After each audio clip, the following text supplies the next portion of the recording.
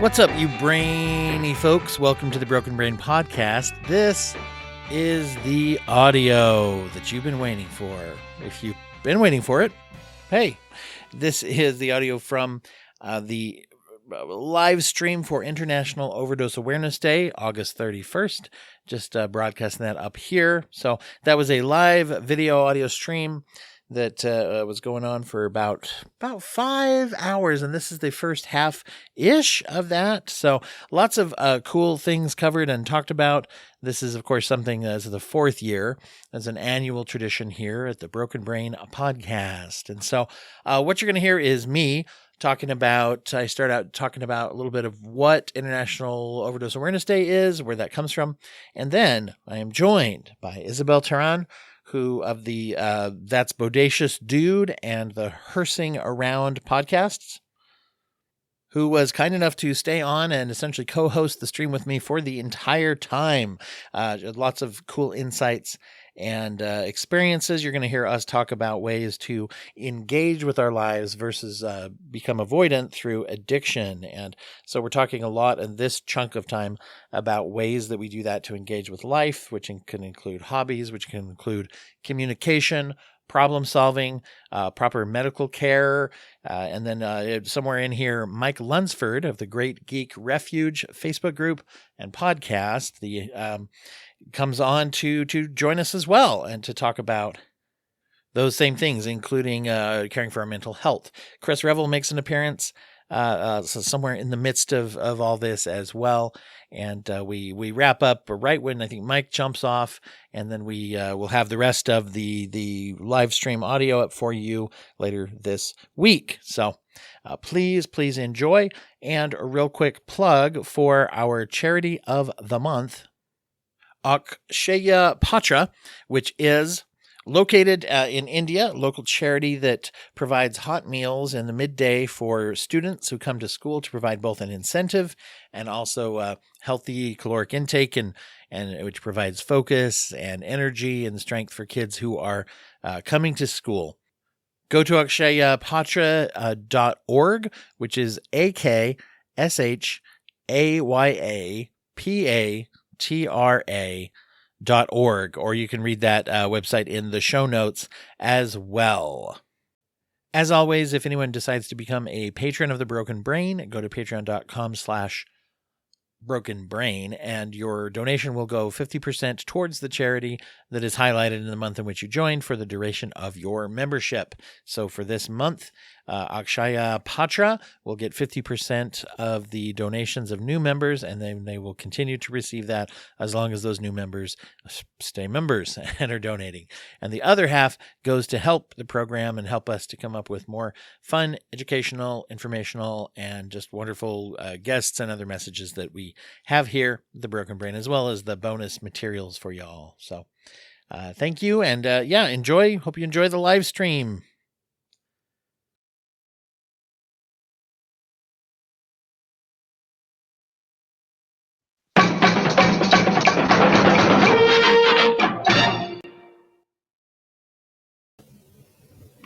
It's right. There we go. It's a good start. We're off to a great start. We have had a little bit of a technical difficulty on Facebook. I think we're back on there live now. So if you're on Facebook and you can't see me, then you know what? Just see me or click again. That's what I would do. Welcome. This is a special part of the Broken Brain Podcast. As you know, is a weekly podcast where we talk about psychology, culture, art, and all it M's, different kinds of things. So this is the live stream for International Overdose Awareness Day, or International Overdose Awareness Day, IAOD, if you're nasty. IAOD is actually not only, here we go, let's put it up there, IAOD, there we go. If you it is a day on August 31st every year where we look for ways to increase awareness about overdose. This is the 4th annual Broken Brain live stream for that overdose. I like to come on here and talk for a few hours about it so that everybody can become acquainted and become a part of it. The actual interesting thing is that International Overdose Awareness Day is not only a day, which it is that, it is also an organization. Back in 2001, according to some of the history that I read, Sally J. Finn in Melbourne, Australia, started this day of recognition of international needs, the international epidemic, the endemic results of addiction when people were experiencing overdose deaths. This has become particularly relevant all over the world. Where I live and practice in therapy and addiction and trauma treatment is in the United States, and we have seen a huge upsurge over the last many years of overdose deaths, particularly opioid. But we are seeing, as focus has been put on opioid overdose awareness with the availability of things like Narcan and other things that are available to help with that, with training individuals to see the signs, with increased focus. Opioid overdose awareness has helped to reduce some of those in the last year or so as they've done studies. Unfortunately, there has also been an increase in other forms of overdose or overuse of methamphetamines and other things like that. One of the really fun things about it is that you can find fentanyl has become a big, huge part of this problem, as people talk about all the time. And that can be used to cut or boost addictive materials and substances and all that kind of thing, or you can abuse it all on its own if you want to. Anyway, so some of those things have, but the problem is fentanyl will kill faster than some other things. You also see dynamics where people will be in treatment, they will have a period of sobriety, and then their tolerance goes down, particularly for opioids. Or their judgment has changed, they're not used to using, and then they have a relapse. So we do this little thing every year in order to help to increase that awareness. And that problem is, as we know, a real problem. I'm going to show you. I'm going to share screens, everyone. While we're here, we can all share screens together, or at least you can look at the one that I found.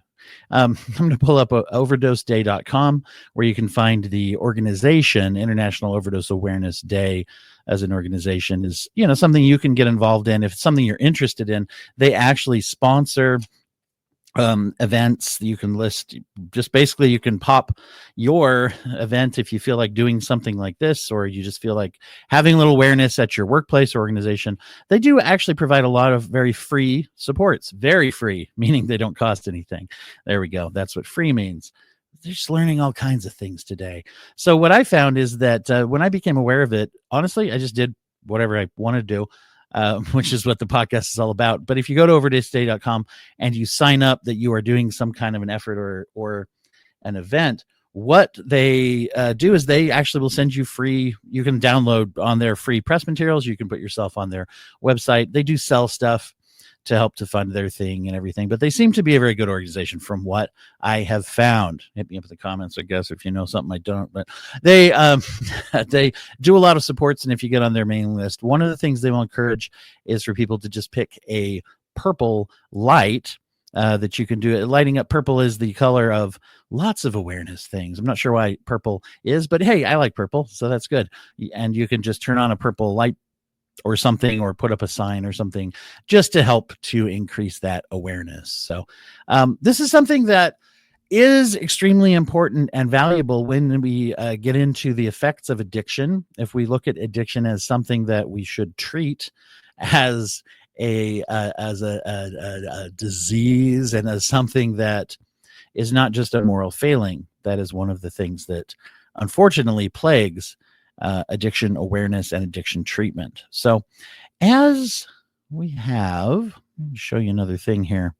As I put out there in the socials, share screen, there we go. As I put out there in all the social media, and by the way, thank you everybody for joining us. We've got people who join us on YouTube, Facebook Live, and to a lesser extent, LinkedIn. We still exist. That's I think their motto. But that one, for some reason, streams, and that has problems with things like TikTok and other places like that haven't really meshed up with StreamYard yet. So thank you everybody who is joining throughout this live stream, and thank you everybody who is watching the YouTubes or listening to the podcast where I'm releasing this feed as well. But wanted to highlight this year, our focus is engagement and avoidance and the role that that plays in addiction. I believe, as I have approached treatment, as a treatment professional, that there's a huge scale that we're on between engagement and avoidance that actually is very, very important in determining how out of control or how powerful addiction can actually tend to be. So that's basically what the theme and the focus is today. I want to make sure to highlight this at the top as well. Typing dwighthurst.com/live. If you go to dwighthurst.com/live or live, if you want to pronounce it that way, hey, I'm not going to tell you not to. If you do that, then you can actually, that's where the links are to a lot of the social media if you want to tell someone to tune in and watch. Also, if you want to join, go to dwighthurst.com/live, and at the bottom of the screen, there's a hopefully well-labeled banner that you can click on to come onto the show. That's right. This is a show where I'm encouraging everybody to participate. If you would like to make a comment on whatever platform you're on, if you'd like me to share that, but also love to have you on. So anybody's welcome to jump on and join, and don't feel like you have to have any deep, insightful anything, but I'll bet that you actually do. Everybody's experience is very, very valuable, and that's actually getting away from some of the shame of addiction and the way that we can feel about ourselves. So if you have your life has been touched by addiction, either yourself or someone you know, I like to add on to that, by the way. If you're not sure if it has, I'm just going to say it has. If you look in there enough, you're going to find something. It may be inside yourself, it may not, but you're going to find some compulsion or addictive tendencies that have affected you and those around you. Also, like I said, the theme today, it's an interesting thing because of the theme we've picked. We're looking more at the underlying sort of things that contribute to addiction and can contribute to that pathway that can lead to depression, anxiety, other forms of problems, and eventually can lead to overdose. We'll talk about a lot of those things today as we're doing it. So, but because the theme is engagement and avoidance, we're looking at the underlying issues. So we won't be talking a lot about the chemical effects. We've done that in some of the years past more, but we won't be talking about some of the chemical effects. In fact, we might have whole stretches on here where we're not talking just about drugs at all or those kinds of things, except as a coping mechanism for dealing with stress. So, and you may have things to say about how do you engage in your life? What kind of goals and goal-driven behavior works for you? Or maybe more to the point, what doesn't work for you? And we find all kinds of things like that are that way as well. So what role do these play, engagement versus addiction? Did I say addiction? Well, that's what we're talking about. Avoidance. I was reading and typing at the exact same time to give you something to read here. So when we're looking at engagement, what I'm talking about is engagement with life, okay? And let's look at it as there are two main things we can do with any of the problems and things of life is engagement on one side and avoidance on the other. But rather than look at these as two different things, what I want to do is focus on this as a scale, right? If you've ever been in therapy before, your therapist probably says, well, that's more of a scale than a binary option, right? So there you go. If any therapists out there, solidarity to saying things are on scales. So when you look at this scale, we're looking at like dedication and commitment. There it is. Engagement, where we're looking at dedication, commitment, and involvement in the things that we are doing. And this can include things we enjoy, things we're passionate about, things we hate and have to deal with. And a lot of times, some of the traditional hard things to deal with are things that just kind of suck about life, or at least they can. And hopefully we can look at some ways to make that a little bit less the case. But all right, so over on the other side, on the other extreme, we have avoidance. Avoidance is when we detach. Avoidance can take many forms. It can be I just don't deal with the thing. I have a stack of envelopes perhaps over on a desk somewhere that I do not want to open because I do not want to deal with them. When that happens, that mode of dealing with them, they just send more, guys. Have you noticed that? They send more envelopes. But whatever the metaphorical or literal envelopes that I'm not opening, they stacking up over there, and issues and problems as we ignore them. And ignoring can become increasingly difficult. It's like there's a big, pile of garbage and yuck in the room, and the higher and higher that it piles, the more, if I want to avoid it, I have to turn away, even from the microphone, and then you can't hear me, which is the worst thing for a podcaster, is not to be overheard. That's why we have microphones. This has been Inside Podcasting. So the bigger that pile of yuck grows, the more we will try to turn away in more and more creative ways. We'll put on blinders, we'll cover our eyes and plug our ears and cover our mouth. And you get a bunch of chimpanzees in a row and do that. And, we're hearing no evil and seeing no evil. But this is our life that we're treating as evil. See how I tied that in to the monkeys, the thing? No charge, guys. This is free. This is free stuff. I'm telling you. But as we're trying to avoid it in more and more creative ways, we get away from the metaphor and look at that. Well, it can take many shapes, but addiction of one kind or another, a behavioral addiction, a substance addiction, any of those things, that can become the solution to our problems. Addiction is, after all, a solution, not a problem. It is a way we try to avoid our problems, but then it has a lot of new problems that it introduces to our life. One of which, by the way, is that it feeds into avoidance, occasionally even in treatment. There are many times where we're trying to get treated for something, and we will be over-focused on the addiction itself. And as we get rid of the behavior, what we're actually doing is we're avoiding the thing that we started to do it for in the first place, even more, by over-focusing on the addiction. Hey! Hello. Well, hi, Izzie. I am joined today by Isabel Tehran. Thank you. Thanks for coming. Yeah, of course. Thanks for having me. Well, you've been on the show quite a bit, and I've been on your show some. We've been on doing podcasting stuff together for a little while now. But why don't you tell everybody who might be out there now and later as they're listening, who are you? Me. Tell them a little bit more about you. That's a really deep question. Who are you existentially? Well, base level, I do podcasting. I am a part of the Rabbit Hole Podcast Network, and I do That's Bodacious, dude. 80 radical movies from the 80s. So far from therapy subject, but definitely I could use some after watching some of the movies from the 80s that I cover. Yeah. And then I'm also part of our Hearsing Around podcast with 3 other co-hosts, and we basically kind of cover the lives of the recently deceased celebrities and all of their crazy works with, again, sometimes, need help after watching some of those. It's really fascinating. Both of those actually are really fascinating. And I think you'll find today, as we're looking at this whole thing, this theme of engagement with life, this is one of the reasons I like podcasting and getting to know podcasters, is there's a lot of passion that's involved in life, because you think about it, it's like, I want to pick a niche subject and just do a broadcast of a recording or video about it, and we get into it deeply. That's engagement in life. That's engagement and interest, right? Can it become an addiction, and can we use it as avoidance for? Yeah, maybe. But, I remember when I was on years ago, I was on Michael Deniston's podcast, War Machine versus War Horse, about movies. And I think that's still out there. He's pivoted to do some other things, but we were talking about a movie that was about the experiments where, it's escaping me now. It's one of the main ones, right? The Milgram. There we go. The Milgram experiments, where they would shock people, or they thought they were shocking people. Oh.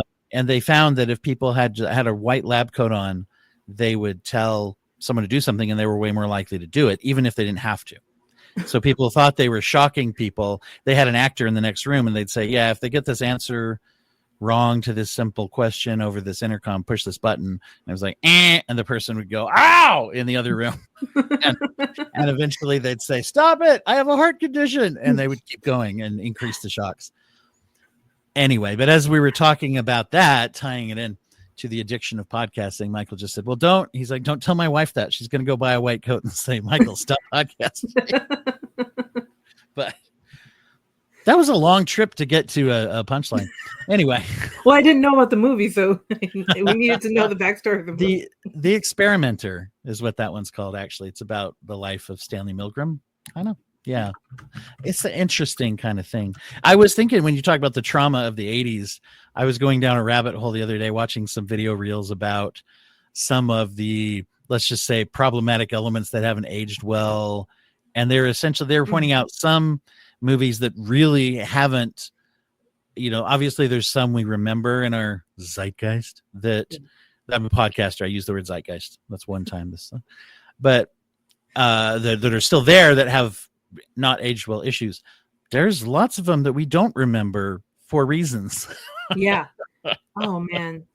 And the ones that we do, sometimes they're like, it's a good thing if they're just boring. And it's like, man, I thought that was a lot more adventurous. But then when you go back and it's like, wow, this one's really damaging. How did we survive watching this when we were younger?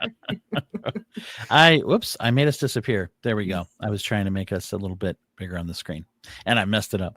How do you pick what you're going to review, by the way? Is it a random kind of thing, or how do you go through that?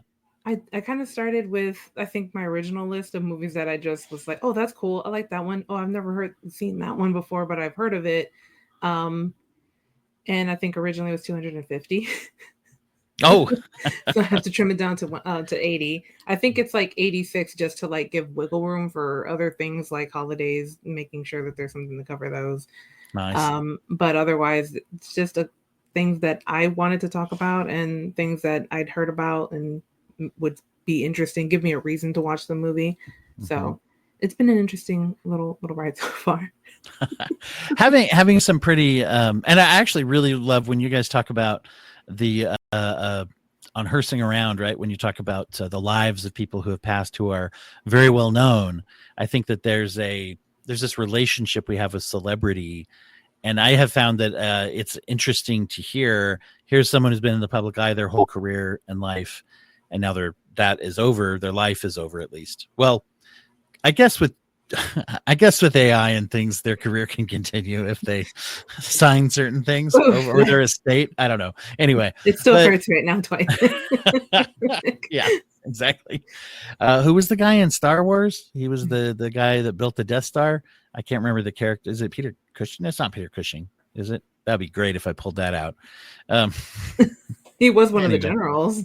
Yeah. Anyway, the guy they put him in Rogue One, and he was not alive anymore when he was in it. So that just So I think it was Peter Cushing. Yeah. Nice. I love when I can come up with something when I'm talking to one of y'all who do these podcasts full time have so much expertise around these things. But anyway, not me. to learn more about the lives of people who have been in the public eye, I think it's actually a fascinating social commentary that you guys do. And there's a lot of times where I'm familiar with the actor and I don't know anything about them. So when one of us does the bios and we're all sitting there listening to it, I'm just like, oh, that's interesting. Or, oh, that's kind of messed up. Learning about people after the fact. You find things that are messed up in celebrities' lives? Sometimes. Really? I mean, no, they're just perfect angels all the time. Aren't we all? Oh man. And then you have to separate the art from no, just kidding. But yeah, you find out things that actually change the way you engage with culture too. Yeah. Sometimes, I imagine. Yeah. And sometimes their movies are just god awful. Sometimes it's just, That's the other thing. You don't remember sometimes about the early oeuvre of some people when you get into their career tracks and say, oh, they were in this. That was the plot line. Oh my God. Yeah. Sometimes you're like, was this movie just a paycheck? Did somebody really believe in this? Like, you always wonder what the intentions were behind the scenes. And especially the more and more I cover all of this stuff, the more and more I'm like, yeah, it matters.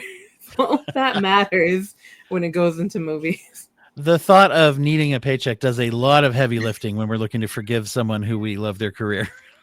Yeah. Like, man, that was they got top billing and they were only in the minute for 15 minutes, like movie for 15 minutes, and that was it. Like, they were trying to get that paycheck because why not? Sure. Yeah, that's probably. You hope it doesn't represent their hopes and dreams to play a person who does it, whatever, or yeah. So as with you being the first to join, I'll throw this out there. Anybody who does join, you can talk about anything you'd like to in relation to this. I, of course, have questions and things that, topics and things that tie into the theme that we'll get into, but please feel free to pivot or change subjects at any point. Anybody who's on, especially Izzie, because you're now in charge of the show. I'm going to turn hosting powers over to Izzie. Hang on. Here we go. All right. Good. So I'll see you guys. See everybody. But no, first of all, I wanted to ask everybody, I'm asking everybody who comes on the same question to start with, which is, would you say, are you more of a cat or dog person? I guess. It's not what you're expecting. I've always had dogs. I mean, I've had a couple of cats, but for the most part, I've always had dogs. And what do you think of that either or concept that you have to pick one or the other and that you must hate the others? I think it's silly. I mean, sometimes it just depends on how your home is set up. I mean, I just don't think a cat would enjoy living here. Like, there's not a lot of places for the little guy to like jump around or, like maybe climb things. And I would want them to be able to do that. And I'm just like, ooh, that would be redoing so many things. And I'm like, I can barely redo things for myself half the time. Yeah, for me, I grew up, we had one of each, and allergies play a big role in that as well. As far as which ones you have, which ones you're allergic to. There we go. That was insightful. I like cats, and anytime I'm around cats, I don't have a problem with cats. Okay, I had a problem with one cat I met, and that cat's name was Gizmo. But like, it's not like it just started off when we didn't like each other. This was like after a lot of time spent together. And I'm like, you know what? We just have no respect for each other, apparently. So I'm going to go my way and you go yours. And, I'm not dealing with you. First cat we ever had when I was growing up was actually really mean. And we ended up just mean. I'm like, why? Yeah. I didn't do anything to you. I don't know where my parents took it, but they took it somewhere. Rehomed, I hope. No, I hope. Maybe back to I don't know what the shelter situation not into like the alleyway or anything. No, it was from a shelter. So I don't know if they rehomed through the shelter is what I assume. I think they did. I've never asked them actually, but it was mean. It was scratch and stuff. It was the big old cat. She'd come and sit next to you or sometimes on your leg. And then she would put her head, how cats do, and you'd pet her, and then she would purr about the same volume and vibration power as an outboard motor. And then there was always one easy way to know that she was done being loved on, which is she would bite you, and then she would leave. So it was like a nah! And then she'd leave, and so then she left for good, and we got another one that was much nicer. So how dare you touch me, peasant? Yeah, exactly. when I initiated this. So but let me ask you. I did it, but but at the same time, it's just like you could have given me a different way of telling me you're done. Like, okay, stop. Use your ball. Exactly right. Something like, come on, buddy. We engage in a conversation. Speaking of engagement, the theme, of course, that I'm focusing on today is the role that engagement and avoidance, play in our tendency to become compulsive or addicted to behaviors or substances and things like that. I want to get everybody's sort of feedback as they come on. What's the first thing you think about? Let's say this broad topic of engaging with life situations, stuff, versus trying to avoid it. And as I'm introducing this now, I haven't said this part yet to the viewers, which is that I think of this as a scale where you can find unhealthy extremes on both sides. Mm-hmm. And then probably there is a middle ground where we pivot a little from one to the other in a healthier way of saying like, how are we doing that? So that's the concept. And what are some of your feelings about that of how life runs and how you engage with life, or give me some tips on how I can avoid I do a lot of avoiding, I think. Right? That's why I look at it as such a big piece. Not just because of you, but for everyone, I mean. Yeah, I mean, there's always work and there's family events, especially for me. So I get a lot of like physical engagement, I guess, with external people and going out and doing things. But I do prefer to keep in my own bubble if I can. But I also really like a lot of engagement from a safe place. Like just the other day, we did a painting party, which is something I've been trying to do once a month because I joined a little group, and that's been really nice. And I guess I'm trying to engage my brain into doing something different and creative because I don't know. You get focused into a project, sometimes you just want to finish it out. See, I think that's something that's huge is any kind of creative energy. And you kind of mentioned two of my favorite things, which is creative energy and new experiences. Yeah. And when you can tie them together, I think that's even stronger. But the idea of doing something this new experience so tell me about a paint night. I've heard of it and I know a little about it, but what kind of stuff do you do? For this particular one, we watch old B movies and then we paint like a random scene from last night or yesterday's just so happened to be literally a B movie, as in Oh, it no. was called Deadly Bees. So there was Okay, literal bees. Not the well-known, not the beloved Jerry Seinfeld movie, No. animated movie. No, but it was a bee-related movie. What? Tell me about this movie. This is like Killer Bees or what? It's basically Killer Bees. It was just so bad it ended, and I was like, okay, that was a movie. But anyway, let's get to this painting. Like a horror movie? Yeah, like because the bees kept attacking random people, and so it was like you think it's this scientist who's doing it, and it turns out to be a different scientist doing it, kind of situation. It's like either way, the poor bees were innocent bystanders, so I don't know why they're being marked as deadly when it's not their fault. They're being controlled by, Or are they innocent bee standers? What? Yeah. Exactly. So I love this. So you watched the movie and then you paint like a scene or something kind of inspired by the movie? Yeah, so the painting, it was by Jackie Naaman Jones, and she had a painting of like one of the houses with like the bee boxes outside and the bees outside of the burning home, which makes sense when you watch the movie. So it was just bees in a flaming house. So sometimes people do exactly what's there, or we do different renditions. I feel like the more I've done it, the more off I've gone on the subject matter, made more my own art, I guess. This is now what this live stream is about. This is fascinating to me. I love this idea. So wait, did you? Yeah, let's grab it. I did a show and tell. I was like, well, if I talk about it, I mean, it'd be nice if I had it. So, Awesome. Is this the one now that you did? Yes. Wow, I love this. Now, depending on what kind of horror movie, I'm assuming there's a perspective and the bees are normal sized, but I don't know the movie. I are was they trying big? to make it perspective shot, but it looks like a perspective. House, but I was like, no, I'm going to make it zoomed up close. I want to see the bees and the house kind of all together. I love that. That perspective. Tiny bees Yeah, and they go all the way. And also, boy, depending on how you feel about bees, and once again, allergies play a role here. I think we're all naturally allergic to fire, but which one's scary?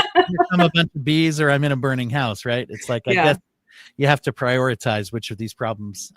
Yeah, I'm like, I know you're trying to save yourself from the bees, but I don't think it's smart to start a fire when you're confined in a room with no outlet for ventilation. Wait, so this was a choice, the character? There was a lot of choices made in this movie. I know beekeepers use smoke, but man, someone avoided having a real solid plot line and character development. I love this. You're tying it in. So there's the avoidance, and also someone who's trying to avoid the bees, apparently, but also avoid not burning. Yeah. Wow. So this is a great metaphor for addiction overpowering your life. Let's just say that addiction is like, what was the name of this movie? The Deadly Bees. So I'm going to use this now. I'm going to say, addiction is like the burning house in the Deadly Bees versus dealing with the bees in a more constructive way. And everyone's going to go like, oh my gosh, that makes so much sense. Yeah, the guy was crazy, but he was using the bees with like pheromones and some kind of potion, I guess, to spray on people, and that would make the bees eat them alive. I don't know. Wow. This is amazing. This is now my new obsession. It's interesting as we look at that. Reminded me a little of engagement of where one of the things we can engage with obviously is like hobbies and interests. And we're kind of talking about that a little bit now, right? With you creating that. I saw this guy on the news who did use bee pheromones, but he would like put it on like his arms and shit, and he would let bees swarm around him, and he would just have these bees all over him, and he was like, it's so meditative and wonderful, like you can hear all this buzzing, and by the way, if you have that many bees on you, apparently, according to the host, if one of them stings you, it releases a whole different pheromone that tells all of them to sting. That's why bees will, with it, because they all die, right, when they sting. Yeah. Pulls their guts out, and so but it releases a pheromone to defend the hive, right? And so if one stings you, they all will, and you'll die. That's what he said. So that was weird, but That's weird. no. Like, look at this. When we're looking at trying to engage in things, I think adding a level of enjoyment or connectivity, and so I'm hearing you talk about. I have a million other questions about how to structure this, but I don't know if everybody's gonna mean that. So I want to ask though, as you decided to do some new experiences, it's interesting to me that there was also an element of community, because you're doing this with people, it sounds like. Yeah, so we do it live as a group, and so there's people from basically all over the world. Maybe for sure the country, maybe all over the world. But mostly I also had my cousins and like my best friend with me. So it's 4 of us, and we're not really conversating but we're all together, like just focusing on doing our paintings and then being at the end like, oh, wow, look at how this turned out. And it was funny because like starting from one side, going to the other, it was almost like we all zoomed in. The first one was the entire original painting, which was the whole house, like the little beehives and everything and the bees. And then the next one was just slightly closer. And then mine was even more close. And then my best friend did like a very close up of an actual bee by itself. And it was like hyper realistic. So I was like, That's weird how it all like zoomed in. How everybody can have their own. Yeah. And then you're getting to see that. We kind of see how people think then, I guess, in a way too. Even people that you know very well, it's a different way to see how they think. Yeah. And I just thought it was interesting. Like we didn't talk that, we didn't plan it or anything. It just so happened we all kind of weirdly did a zoom in on our own. This is so did you start this, or you guys found out about it? Yeah, I found out about it and I joined it for my birthday in April, and I've been trying to do them every month. So They do it once a month. Well, they do it twice a month, but only one of them is the bee movies. So, well, not like a bee buzz movie, but like a bee bad movie. No, that's what I thought. There's a lot of bees happening in this conversation. What if it was only bee related?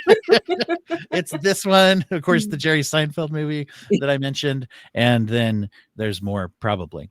Call us, everybody. Call in with your bee movies that you would like to start sending in random insect movies. I love this. Off air, I really do want to get the information from you about what this is or where to find it. Maybe we could post that in show notes. But anyway, but this is something when you do it with family and friends, like the ones that you know. Do you guys physically get in the same space, or do you guys go on Zoom as well? Okay. No, I mean, well, I'm on the Zoom. We're on the Zoom watching it all together. Right. But yeah, we're all together watching it and painting. Yeah. This makes sense, by the way, that it's the host, that the one who's organizing this does their own, and then you guys can either go off that or do. Is that where you're? Yeah, it's like a subscription. Like. So it's like for another network called Dumb Industries. They do a lot of MST3K. Like the Mads are back from.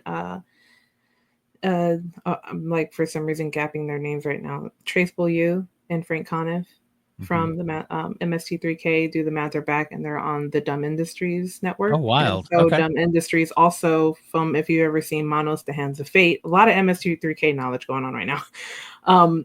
If you've ever seen that movie, there's a little girl in the movie named Debbie. Well, obviously she's all grown up now, and that is Jackie Naaman Jones, and she does painting classes for Dumb Industries. So every other week there's a painting class. One's just kind of a regular painting class, and then one is based off of a bee movie. Wild. I love this.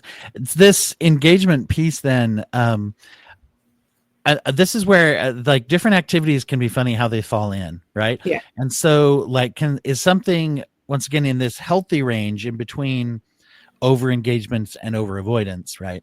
This fits right in here. And one of the things that is a very powerful, important principle is that healthy detachment or distraction from problems can be actually a very, very, and well, not just can, it's a necessary part of our survival psychologically as people. And then you can also say at the same time, engagement in something, especially something like this that is skills based, there's a community aspect, there's a camaraderie aspect, as well, that is its own form of engagement. So you're both engaging with something that's actively healthy, and then also using what could be if I had a bad day and I get to hop on Zoom and paint, bees and burning houses and stuff, it's going to take away my attention from some of the things that I need a break from. Yeah, right. exactly. And so that's where I say, there's like this healthy middle to where we're kind of trying to find things, and then finding things that we have to do actively to engage with those things helps us to, I don't know, just to stay away from other less healthy coping mechanisms, let's say. Yeah, like avoidance. Just completely sitting there not doing anything. Like I would rather be engaged in my mind doing something creative than not doing anything. So is that true for sometimes. Everybody out there? Not for me. No, I have a hard time. Actually, it's interesting because I'm actually like you in that way too, is I would rather be engaged in something. But then in the moment, see, this is my problem, is in the moment, sometimes I will either get overwhelmed with, here's all these healthy things I could be doing. And then it's like, even if they're fun, right? And then on the other hand, there's times where I'm just like, I don't want to. And then I'm running a risk there that I might get sucked into something that is easy to do because, it's easier to go into something maybe addictive and immediately gratifying when I don't want to engage. So I think that's a tricky part of our drive, is to both, we want to do stuff and sometimes we don't want to do stuff, right? Yeah. Sometimes we have to do things that we need, not that we want. Yeah. And you strike me, as I've gotten to know you, you strike me as someone who is very engaged in a lot of different things that are interesting, that are creative, that make you have to think. Also, that I don't have to leave home as much. Sometimes I painted at home. I didn't have to, like, if for some reason we decided to have one drink or something, I didn't have to worry about making sure I had a ride home or anything. Because sometimes, like, there are other things like painting with a twist, which is definitely fun, but you have to go to a location and then they're just like, yeah, you can do whatever you want, have drinks or whatnot. And I'm like, well, yeah, now I have to worry about having to drive somewhere, and I don't want to drive knowing that I've been drinking. So like finding the boundaries around which you can work. So, getting into where I remember my grandfather used to say that there's always lots of reasons why we can't or shouldn't do something, in the realm of when we say, I'd like to do this, right? I want to do this, but I don't have the fill in the blank. I don't have the money. I don't have the time. I'd love to do this and whatever, but there's always lots of reasons, can't reasons. And he said, sometimes if something's important to you, you have to do it anyway. And just say, I'm going to do it. And I've adapted this in my own mind to say, sometimes I have to say, oh, I'm going to do this badly. Because if I don't, if I worry until I can do this perfectly, I will never do whatever. Yeah. And that's kind of was with the painting. Like I want to do it like how they have it, but everybody has their own style. So the more I embrace doing my own thing, the easier it's gotten so far. Because I think this is only my fourth one. I kind of went all out for my third one, but a little too much maybe.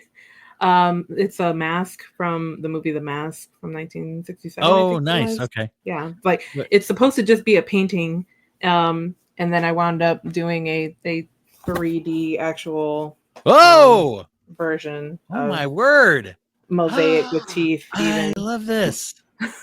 So, maybe I was avoiding something in life by doing it, but for an hour and a half class, I decided let's start working on it 2 weeks so we can make it look like an actual. This is, if you told me you did that an hour and a half, I'd be like, okay, I should never try anything ever again.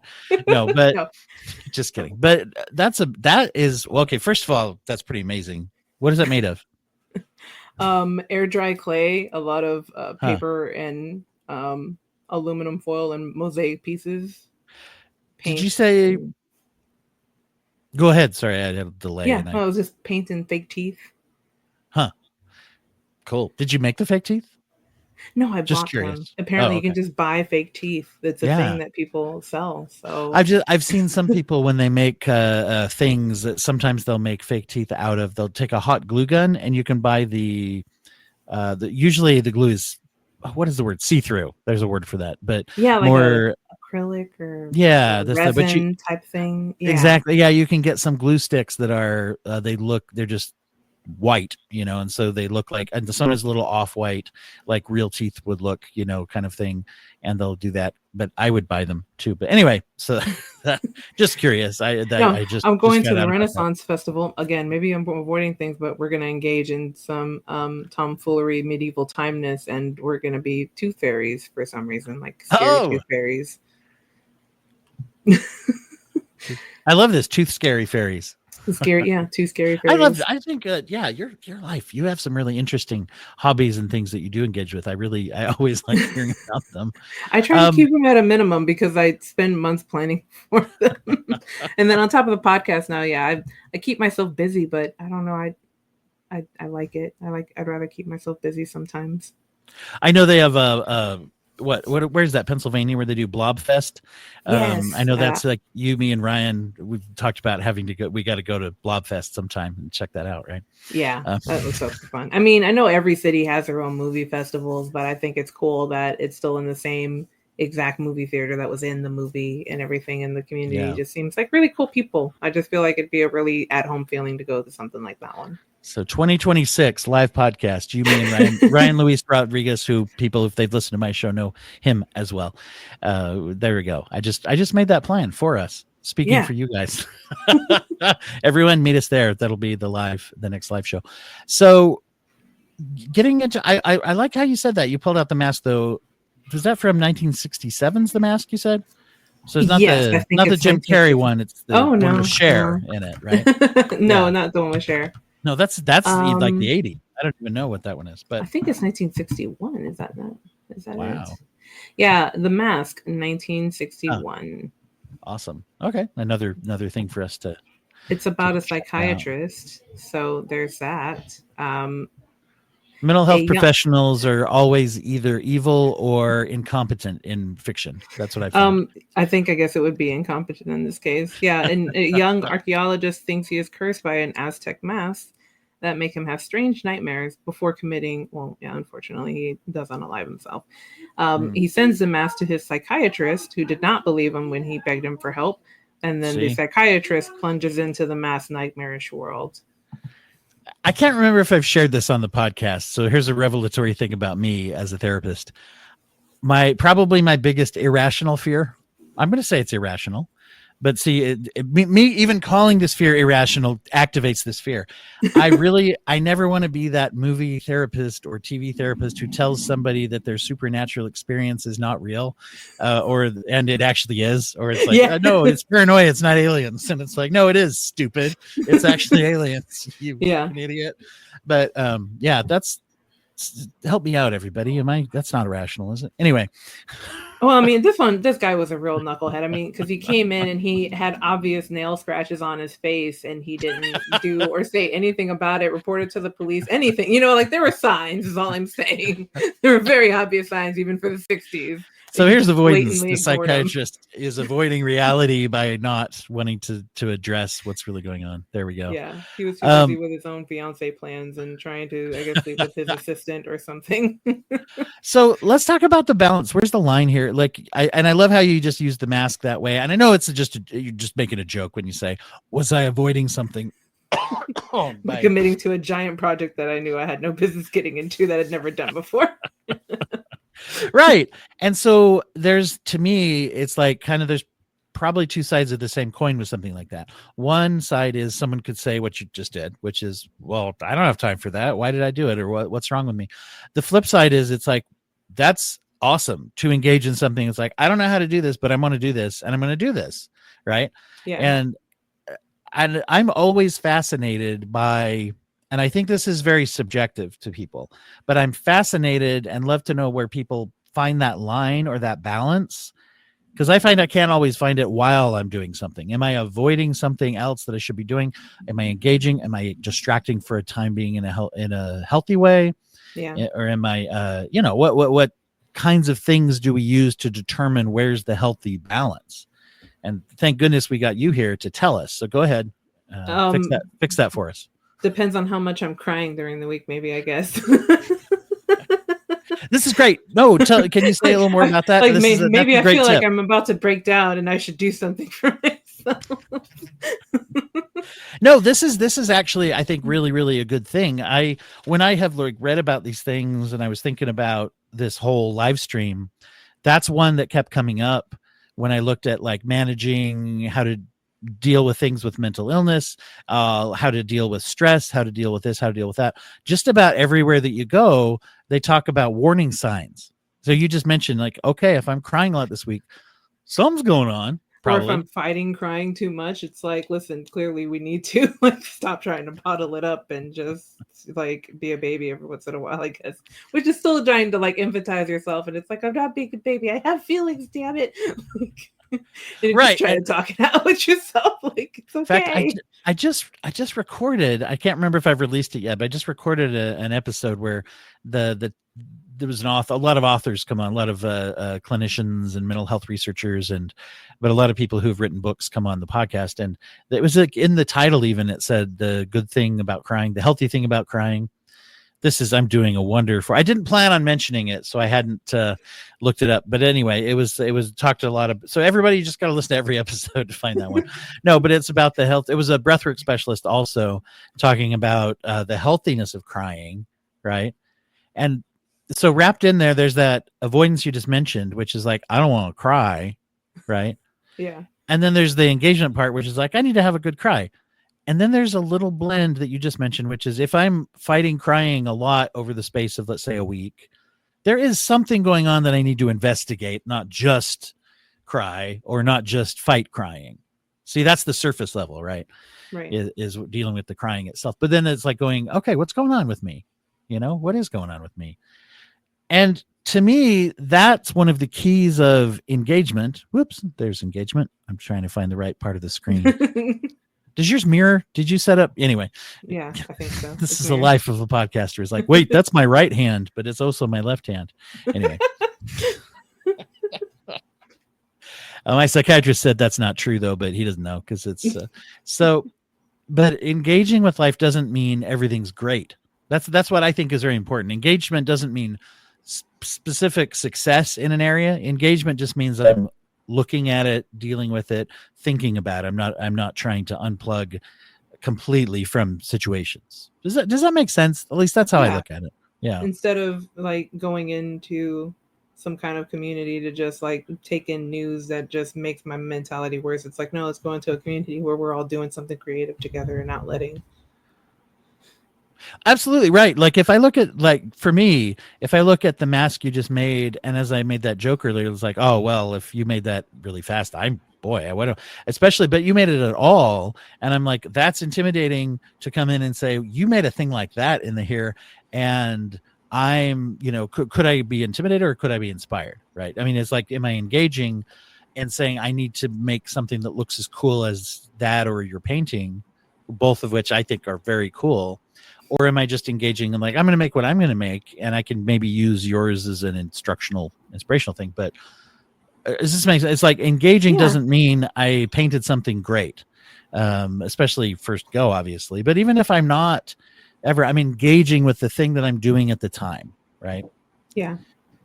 I look at it as like, let's say if I'm engaging with my career, right? Does that mean my career is good and on track? No, it means I'm engaged with it, and I'm deciding and making decisions based off of the reality of my career, right? And the things that maybe some of them I don't control, some of them I do, but I'm thinking about it, I'm paying attention to it, the right amount to be able to deal and make decisions, right? And with engagement, when you're actively engaging in things, then you're giving yourself practice for other things. Like, I mean, obviously just in general, but like with the painting, I've done fire before, but I didn't like how it came out the last time. So I was like, well, I need to do it different this time. And if I hadn't had that previous time doing it, even though I know I'm not, well, I don't feel like I'm very good at it, but I do it because I like it, not because I think I need to be super good at it.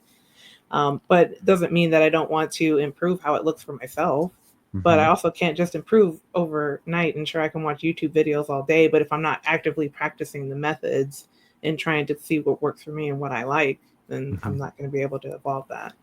This is great because like engagement is a pattern of behavior, right?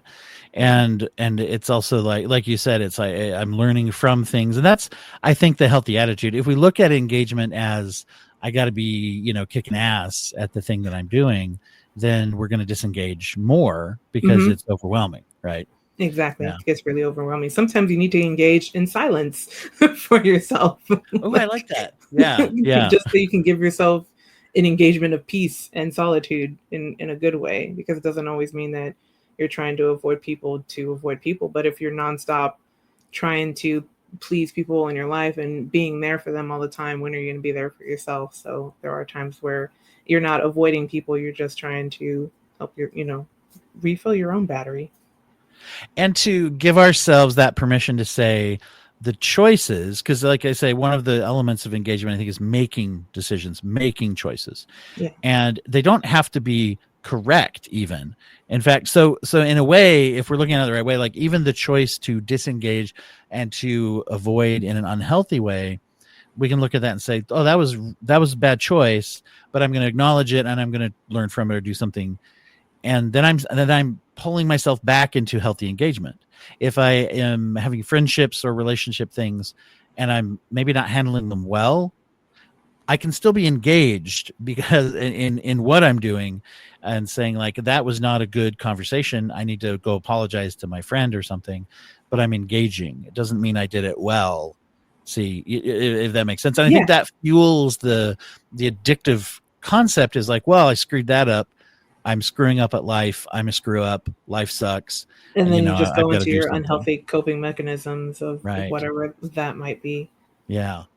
And I think that from a standpoint of addiction, that's why the recovery, and people find all different ways. And I'm not even necessarily a big fan of the word recovery, because I think it depends. It's not well defined sometimes. But when we say that and say, if I'm going into kind of a recovery mindset, or some people say a sobriety, or some people would just use a health management, right, as their perspective, whatever it is, whatever it is they're trying to do. um, I just killed my train of thought. Izzy, help me out here. Where was I going with that? I don't know where you were going with it. Okay, no, I got it. Thank you. Give me a second to do it. But it's going into active things to do to stay, fill in the blank, healthy, sober, clean, healing, whatever it is that we're doing. And I think that giving ourselves things to do that we can engage with, and whether or not we're doing it, is a better, it's almost a better determinant than how often we're doing whatever addiction is, or if we fall back into it, or if we do whatever. If we try to stay engaged, that's a better determinant for health than how much or how often even. Did that make sense? Kind of, yes. Yeah. I Okay. understand nuance. Yeah. Well, it's like if someone says, oh, I got a problem, and we get back to this idea of, is my problem actually, oh, I drink X amount, X frequently, with this intensity, this frequency, this amount. It's like, yeah, that's important. We do have to kind of evaluate that. But in treatment, Yeah. and that, I Why do like you to look turn at to it it? as why, right? Exactly. Yeah. Exactly. And that's where it's like, when someone is like, oh, I had all this, maybe I didn't, get high for a certain amount of time because my goal was to not, and then I did. It's a relapse, and we feel terrible. And it's like, but actually, if I did relapse, and then I said I relapsed, and I start doing whatever I do when I relapse, I'm engaging with it. Maybe I can't stop for a little bit, but I'm still talking about it, right? That still can be engagement. That This is my thought, is we can always pivot towards engaging with the issues if we start out by acknowledging them, right? Yeah. Instead of trying to be completely filled with shame. I mean, obviously, some amounts of shame can be good for certain things like humility, but there are sometimes where it's just we go overboard with ourselves. It's yeah, exactly. When we start really, and that line, I think, for me, is when we start attacking ourselves, Yeah. right? Kind of to use your example earlier, where it's like, if I'm crying or fighting back tears a lot, in a lot of different places for over a period of time, do I say, oh, what's wrong with me? Stop it, knock it off, you blah, blah, blah. Right? There's that shame, that I got so shameful there that I couldn't even think of an insult for myself, and I just called myself rah, rah, rah, right? So which is the top of self-insults, I think. Couldn't even go for poopy head. Jeez. And so then actually looking and saying, once again, there's that question, why? Why is this happening? Why am I crying so much and feeling this emotion instead? And that's the engagement, instead of either trying to just not do it, right? Yeah. Oh, there we go. We found the line. No, and so when we find those kind of warning signs, and then we kind of analyze and ask ourselves, do you have any ways that you look into that? There's all sorts of things people do to try to figure out, so what's going on with me? Some people like to talk to others. Some people write journals. Some people. I think the journal entry definitely is helpful. And now that I don't do journal entry, maybe that doesn't help. But I do a lot of writing for my podcast. And since I don't consider myself necessarily a writer, I often wind up doing what I feel like are diary entries. So that's been my outlook. I think a lot of the creative things I've been doing, like even podcasting, has been more my outlet for things. But I talk to myself a lot out loud. So sometimes I'm just in the car talking to myself while in between, like, don't you know how to use the signal light? That's not how you turn here. Like, things like that. So you don't consider yourself a writer is a very interesting statement to me as a fan of your podcast, because you write your intros. I mean, it's obvious that you do, at least from listening. And they're very, you have a lot, like, you're very good at like the turn of phrase and working things in. That's very, so you're very cool at that. So that's interesting to me that you don't think of yourself as a writer, because you do some pretty cool writing. I'm just someone who happens to write for stuff. Let's see. Oh, hey, looks like we got someone else jumping in with us. We got Mike Lundsford. You do? Hi. I tried to say that like the intro to the diner, by the way. I think only Rambo can pull that one off, because the whole like dramatic like newscaster Mike Lunsford, pop. Yeah. Yes. One of my favorite intros. So hey, Mike, welcome. Hi. Thanks for having me. Have you ever met Izzie? Izzie, do you know Mike? Hi, Izzie. There you go. Hi. So tell everybody a little bit, Mike. Who are you? Yeah, introduce yourself in a little bit. Well, my name is Mike Lunsford. I am the editor-in-chief of a website called GreatGeekRefuge.com. You can check that out if you'd like. Geeky, nerdy stuff. So, I mean, if you're nerdy about it, if you're geeky about it, it really, there's no limitations on it. So, like, it can be sports, it can be food, it can be Star Wars, it can be Star Trek, whatever it is. There's just one rule, and that's don't be a juice bag. Tell everyone what that is. I like the term. So the genesis behind that is my son, which it's crazy to me to think that when he came up with that, well, first off, that we've been around for 10 plus years now, but he was just a little kid. He was like 4 or 5. And I called somebody. Am I allowed to say the real word on the podcast? I didn't check. Oh, go for it. We're live, so no one can stop us from doing anything. Gotcha. No. So I accidentally called somebody a douchebag in his presence when he was like 4. And whoa, not that word. No, I'm just kidding. Go ahead. Sorry. That's it, guys. Sorry, live stream's over.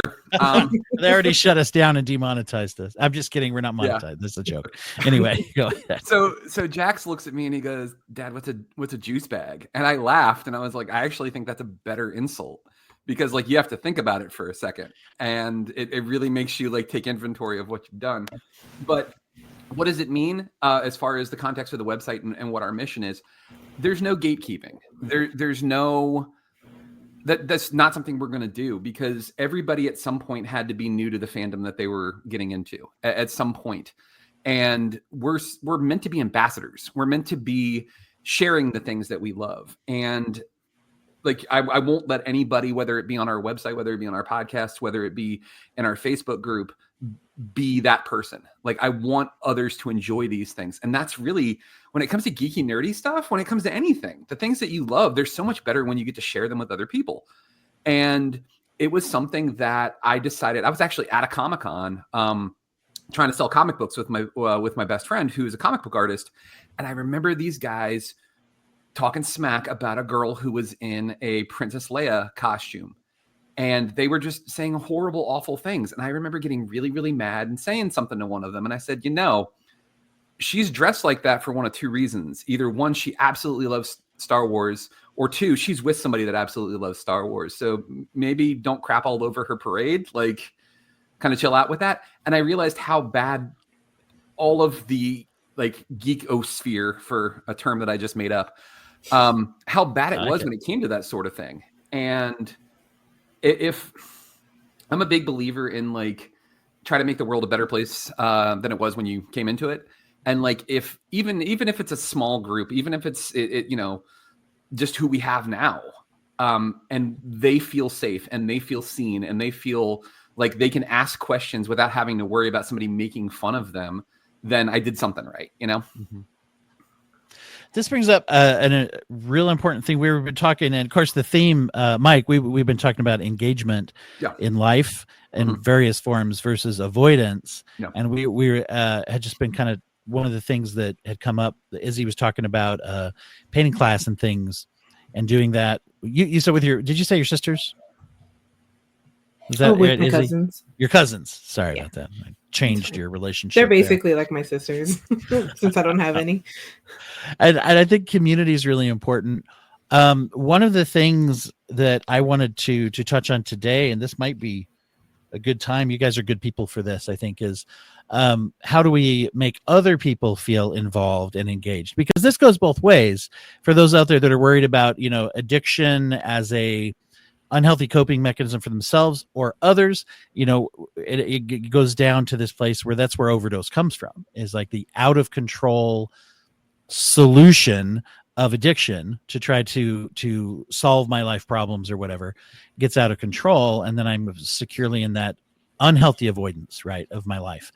So now let's flip that and say, we can point at someone and say, yeah, you're not engaging with life, stupid, or whatever, which is not recommended, by the way.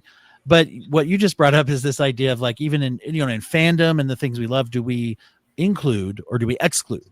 So when we look at people and say, instead of blaming them for how they engage in life or not, how do we invite people in? Does that make sense? Like, what 100%. Makes us feel invited? Well, how do we invite? And I'd like to know your guys' thoughts about that. The biggest thing for me is, and it's tough in the political landscape that we live in as well, because there's the I don't know if you guys have heard of like the paradox of tolerance. Yeah. Where like the only thing that you should be intolerant towards is intolerance. And sometimes you have to draw a harsh line and you have to stop somebody from engagement. And the reason why is because their engagement is going to hurt others, whether it be physically, whether it be emotionally, whatever it may be. And that's something that I've kind of learned trial by error in the 10 years that we've been doing GGR. But like, for me, that was kind of the genesis of it as well, to kind of go back to like originally starting the website, and which has branched into an amazing podcast network. And I have just tons of people that have become part of this group, and it's just amazing. I always wanted to learn more about stuff, regardless of what it was, you know, and like going somewhere and wanting to learn something and having disengagement is the best term I can use. People just don't care. And like, it's hard being the new person. It really is. And like, if you think of any time you've gone to, we'll use a comic book shop as an example, right? People have their shop. Why is it their shop? If you have multiple in town, why did you choose the one that's maybe a little bit further away? Because the people were nice to you. Because you asked questions and they answered them for you and they weren't jerks about it. They didn't judge you. They didn't criticize you. And those are the kind of things that can really sour somebody from that experience. That's why some people don't walk into, I mean, in this case specifically, like a comic shop, but we could also make that a metaphor. Because if I walk in and say, hey, I'm kind of interested in Green Lantern, but I don't know much about Green Lantern, you hope that, to me, that ties into, is somebody a mentor? Or is someone a juice bag, like you put it? Or are they going to be like, this is an opportunity for me to feel better than you, and go like, really? Well, why don't you go back in time 70 years and Hal Jordan it up or whatever? And or do they say, oh my gosh, thank you for giving me this opportunity to teach you about the ways of the Green Lantern Corps. Yeah, that might be a bit intense, by the way, for all of those of you comic book people out there who work in comic book shops. Maybe tone it down a little on that second one. But hey, you know what? I would enjoy being addressed that way. No, but do we, and then to me, the subjectivity of people, what people love is, do the people in my life know that I care about them, and that whether or not I'm into their thing, do I listen to their thing? Yeah. Right. And say, oh, tell me what you love, and find out what they love, and get into at least them as a person, and let them know they're supported, even if I'm not interested in whatever their thing is. Right. And Izzie, one of the things I know that you have in common, this is why I love affiliation with people that love things. I know Rabbit Hole's a network that really is very inclusive as well. And I love these spots out there in the internet and in society that's like, hey, we want everybody to have a voice and things. So I really like that about your work as well. That's one of the things I admire about you guys, both of you. But anyway, Izzie, I want to get your kind of your input on that too, of how do we make people feel included and safe to engage in life around us. Oh yeah, I mean, I think listening is the biggest part. I mean, yeah, definitely listening. And it wasn't until I guess more recently, especially with podcasting, that you really felt more of a sense of community, as far as with a bigger number of people than just a few. Like, I feel like, especially working and everything, the chances of finding someone at work that you could actually trust enough to be completely personable with is very rare. And then having just friends that you can keep up a good life with in general. I mean, because life gets busy. But with the podcasting, since we all have that mutual ground, and we've kind of made our own little community together, and we're all a bunch of weirdos. Like, although I love my family and I love my friends, I'm the only one that loves really bad movies. So it's nice to have a community be like, hey, let's all watch bad movies together once a month or 2 times a month and suffer but have fun with it. You had mentioned as well, Mike, this idea of how people engage in hurtful behaviors. Yeah.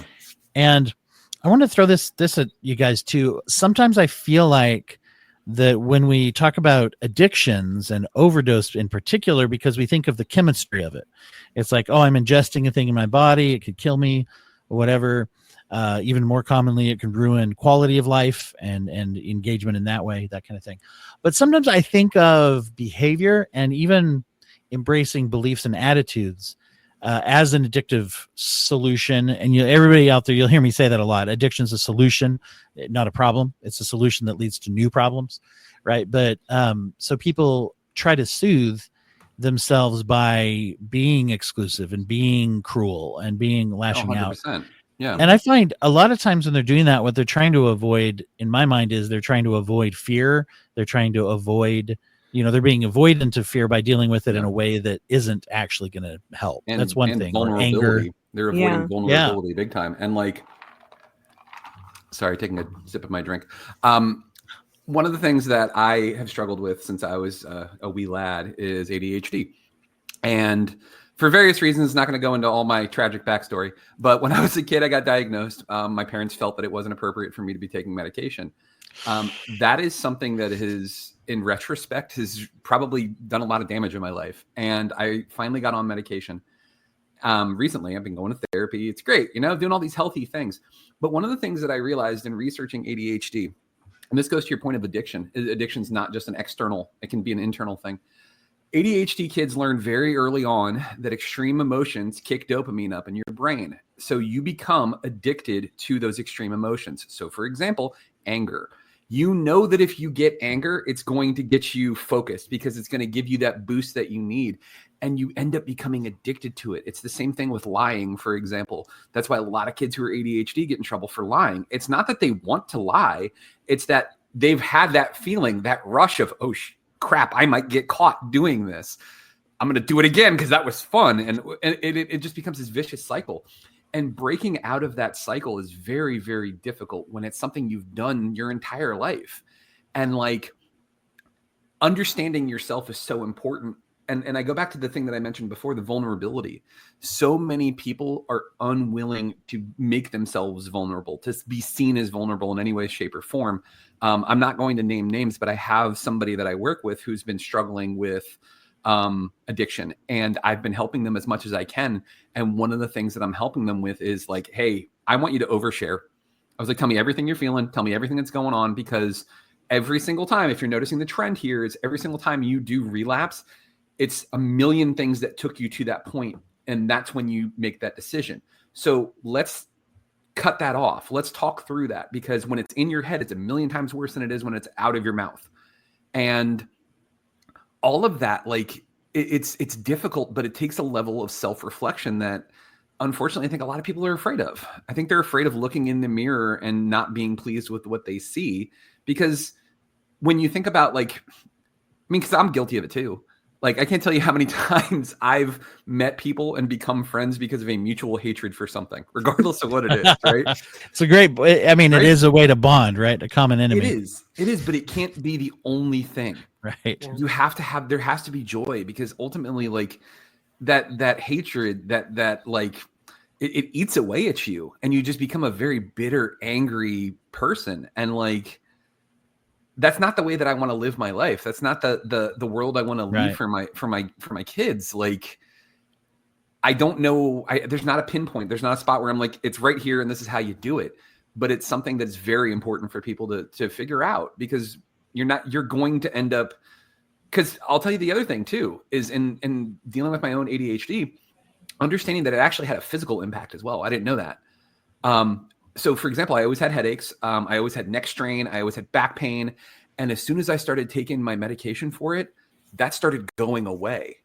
And I'm talking to my wife about it. And I'm like, this doesn't even make sense. Like, it's a neurological thing. Why would it be physical? And she was like, because your body was trying to force your brain to focus. So think about, like, tensing yourself up and focusing. She's like, that's going to cause a strain. And I was like, anger, like hatred, all of that stuff, get all Star Wars and dark side about it, like, it leads to a dark path and it eats away at you. Why do you think all the Sith look like they're decrepit and falling apart? Yeah. There's been a lot of work done, even if nonprofits worry about this a lot, and treatment centers and things. Having worked in addiction and trauma recovery for most of my career, there's always talk about this, to say, when you are building awareness, do you address the thing you're against, or do you address the things to do instead of the thing you're against? So, for example, am I starting an organization that is there to destroy or get rid of child abuse, or am I building an organization that's main goal is to teach family health? Right. And the concept, I mean, however we phrase those things and however we communicate to ourselves, it's like, once again, and those both can be on the form of engagement. But I find, for example, if I'm going to try to impact bigotry, which is a huge trigger for me, I hate, bigotry and things. So do I engage in it by saying what kind of organizations are doing things? Can I promote them on the podcast? Can I donate if I can? Can I share them on social media? Can I volunteer places, or just show affection and support for people? Or do I just spend the afternoon on social media picking fights with assholes? Right. And they're not mutually exclusive activities. You can do both, but you can't do both at the same time. I mean, does that make sense? For me, that's an example of engagement versus avoidance. I'm avoiding my own sort of feelings of being powerless by going out and making fun of somebody who's probably a bot anyway half the time, and busting on them and saying, here's how you are hurting people. That's 100% valid, because when in this journey that I'm on and trying to improve my mental health, I realized how many times I would engage in social media fights, for lack of a better term, just for the dopamine hit, and not realizing, because you're just like, ooh, I burned him with that. I can't wait to see what they respond with. And like, I started. I hope they fight back even. I wish they would say something like that sort of thing. But like, I noticed that I was like disengaging myself from that, because I didn't want that. I wasn't interested in that. Like, and slowly but surely, I get back into it, but it normally has to be something that has like, all right, you know what? Now I need to say something because this is ridiculous. Like that sort of thing. Like, is that right? There is an appropriate time to stand up for things in different ways. Like, for sure. Yeah. And so this is the thing. It's hard, is like the same behaviors can be engagement or avoidance. I think depending on why we're doing them, why we do's or do, or do's or don't, if you want to, to quote Fraggle Rock, but why we do them and what the result is too. I feel like I stepped on you, Izzie. You were going to say something. Maybe you just looked particularly wise for a second, and I thought stoic. Yeah. So I also wanted to, as we talked about some of the engagement and adrenaline, I particularly was wanting to pick your brain about this, Izzie. I was reading an article about how people are attracted to things that are adrenaline producing. Particularly in this article, it was talking about things that are scary, horror, things like that, and also things that are creepy and you delve into a lot of that kind of stuff in your work, right, with podcasting and things. I do. I guess so, because a lot of it is pretty creepy sometimes. Well, it can be, and I know, but that's the thing is you have you embrace a lot of that kind of stuff that could be considered creepy or scary, right? In some ways, and so I don't know. I just wanted to see what your thoughts were about that. About why do we seek out things that are, would be scary in real life, right? Or would be, but I don't know, just that type of thing. And one example of that would be your show, Hearsing Around. I mean, you're really engaging in the concept of death, right? Oh, when you're yeah, so much. covering the life of deceased celebrities, right? And going into that. And so I don't know, just embracing things that can be scary. A lot. Yeah. Yeah. I don't know. I guess with embracing things that are scary, as far as like horror, I guess with even the horror fandom, a lot of people are often feel like outsiders in what we consider, the normal world.